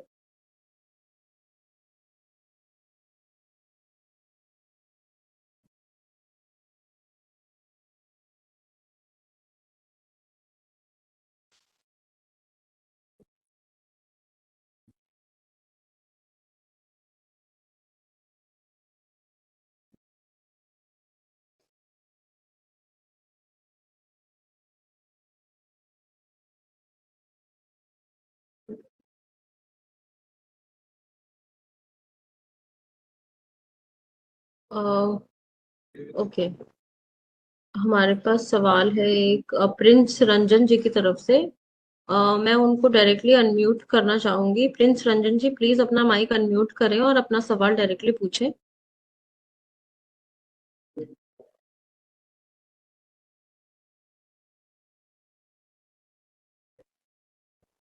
जो है वो इनिशियल स्टेज में है झाबुआ में, तो क्या हम लोग प्रोजेक्ट के लिए अप्लाई कर सकते हैं? इनिशियल स्टेज मतलब कुछ मतलब हम लोगों ने समझाइए। काम स्टार्ट कर दिया है पैकेजिंग वगैरह का और फूड प्रोसेसिंग का, जैसे टोमेटो पाउडर हो गया, ग्रीन चिली पाउडर हो गया, तो इसको हम थोड़ा लार्ज स्केल पे करना चाहते हैं, तो क्या इसके लिए हम अप्लाई कर सकते हैं एप्लीकेशन? इनिशियल स्टेज का मतलब आपकी जो एफपीसी है वो इनिशियल स्टेज पे है या प्रोसेसिंग का इनिशियल स्टेज पे है? हाँ सर, प्रोसेसिंग का इनिशियल मतलब अभी आपकी 6 एफपीसी को मंथ बने हुआ हुए है कितना टाइम हो गया? स्टार्ट किए हुए। एफपीसी को बने हुए कितना टाइम हो गया? 1.5 साल सर। बैलेंस शीट 2 आ गई होंगी फिर तो। हाँ जी सर। हाँ, आप एफपीसी में अप्लाई कीजिए। जो यूनिट आपने लगा दी है उसके लिए नहीं आपको फंड मिलेगा, क्योंकि आप जो मशीन खरीदते हैं पेमेंट वहां जाता है सीधा। तो आप जो भी एक्सपांशन चाह रहे हैं, जो भी मतलब आप, मैंने कहा था ना 3 करोड़ तक की यूनिट की आप एप्लीकेशन कर सकते हैं। आपको डबल गारंटी है, इसके अंदर बहुत सी चीजों में एआईएफ की फंडिंग मिल सकती है। तो आप कोई भी यूनिट लगा रहे हैं अपनी पूरा डीपीआर ढंग से एक बार प्लान करके और उसको सबमिट कीजिए आप। आपका लोन प्रोसेस किया जाएगा 100%। क्योंकि आपके पास तो 2 बैलेंस शीट्स भी अवेलेबल हैं, तो आपको 2 बैलेंस शीट का डेटा भी चढ़ जाएगा उसमें।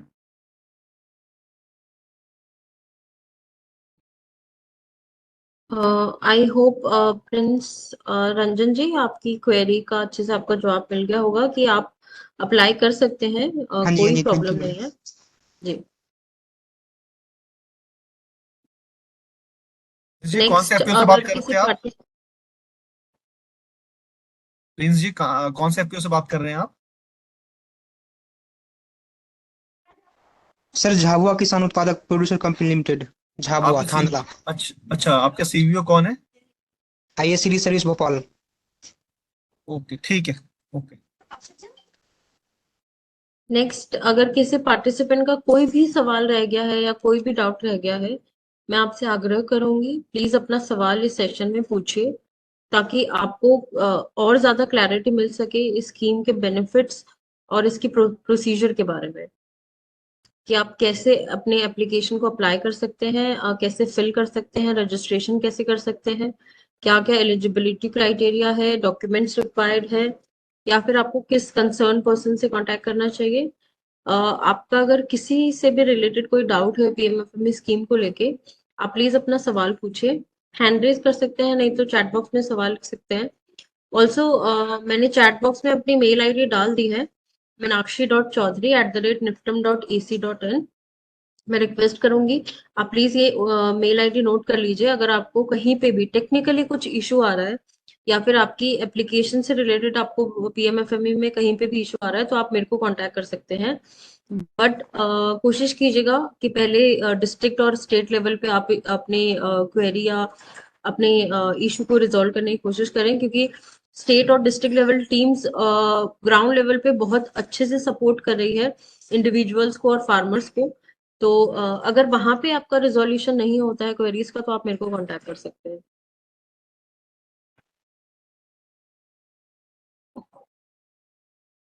एंड आई थिंक अगर किसी का कोई सवाल नहीं है तो we'll wind up this session. अगर है तो प्लीज अपना हैंड रेज कीजिए, अदरवाइज सवाल पूछिए चैट बॉक्स में।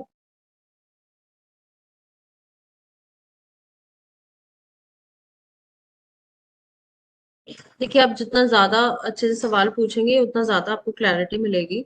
और हमारा ये पीएमएफएमई अवेयरनेस सेशन कराने का मेन पर्पस उद्देश्य यही है कि आप लोगों तक पीएमएफएमई स्कीम से रिलेटेड बेनिफिट पहुंचे, क्योंकि फार्मर्स को इससे बेनिफिट हो। हमारे पास इंडिविजुअल एप्लीकेशंस अभी काफी हैं, लेकिन ग्रुप कैटेगरी में हमारे पास एप्लीकेशंस उतनी नहीं है, उतना इंटरेस्ट लोगों ने नहीं दिखाया है, क्योंकि वो लोग अवेयर नहीं है इसके बारे में कि इससे आप क्या क्या बेनिफिट ले सकते हैं, क्या क्या लाभ ले सकते हैं। तो अपने तक ये जानकारी सीमित ना रखते हुए आप अपने आसपास के फार्मर्स को भी इन्फॉर्म कीजिए, अपने एसएचजीज, एफपीओज, ग्रुप मेंबर को भी इस स्कीम के बारे में, इसके बेनिफिट्स के बारे में बताइए, ताकि वो लोग इसका लाभ उठा सके।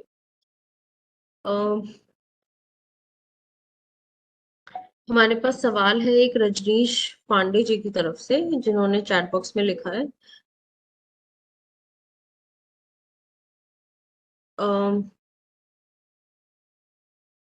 गगन सर, मैं आपसे रिक्वेस्ट करूंगी कि प्लीज इसका आंसर कीजिएगा। सवाल है,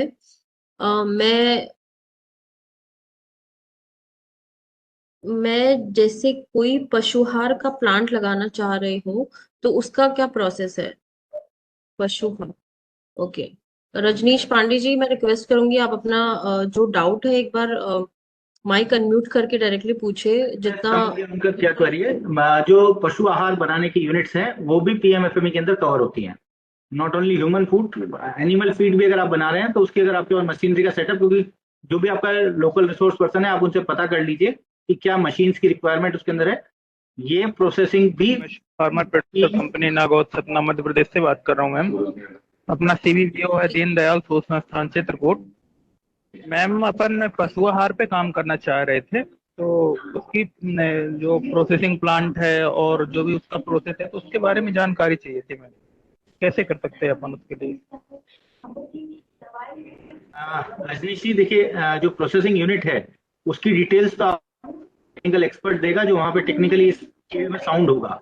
जी। मैं पर्सनली फूड प्रोसेसिंग को तो मैं थोड़ा बहुत जानता भी हूँ, बट एनिमल फीड्स में मैंने कभी काम नहीं किया है। तो आपको लोकल में जो आपको वहाँ पे काम किया है जिन लोगों ने, वो आपको इस चीज की डिटेल्स के बारे में बता देंगे। जी।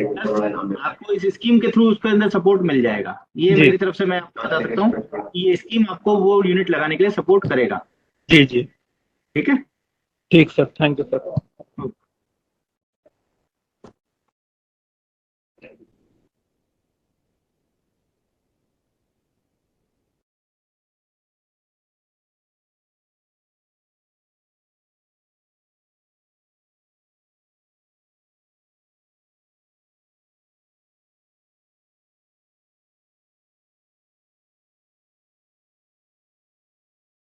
मीनाक्षी मैम, आप म्यूट हो।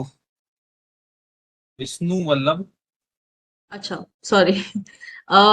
सो हमारे पास और सवाल नहीं है, तो I think we'll wind up this session. सबसे पहले मैं हमारे speaker mister Gagan Arora sir का बहुत बहुत धन्यवाद करना चाहूंगी कि उन्होंने इतना वंडरफुल सेशन डिलीवर किया है और सभी पार्टिसिपेंट्स की क्वेरीज को रिजॉल्व किया है, उनको आंसर किया है। Thank you so much sir for joining this session. Next, मैं सभी पार्टिसिपेंट्स का बहुत बहुत धन्यवाद करना चाहूंगी जिन लोगों ने इस सेशन में पार्टिसिपेट किया और ज्वाइन किया इसको।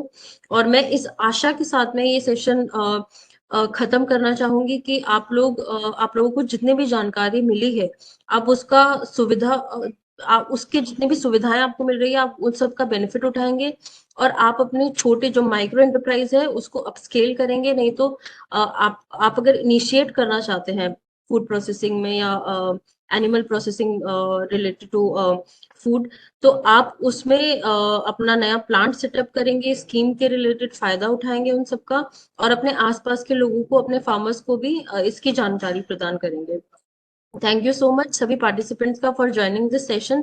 Last but not the least, thank you so much Vijay Rawat ji for coordinating this wonderful session. for Madhya Pradesh with Niftam Kundali. Thank you so much, everyone. Now we'll conclude. Thank you for joining. Thank you. Thank you.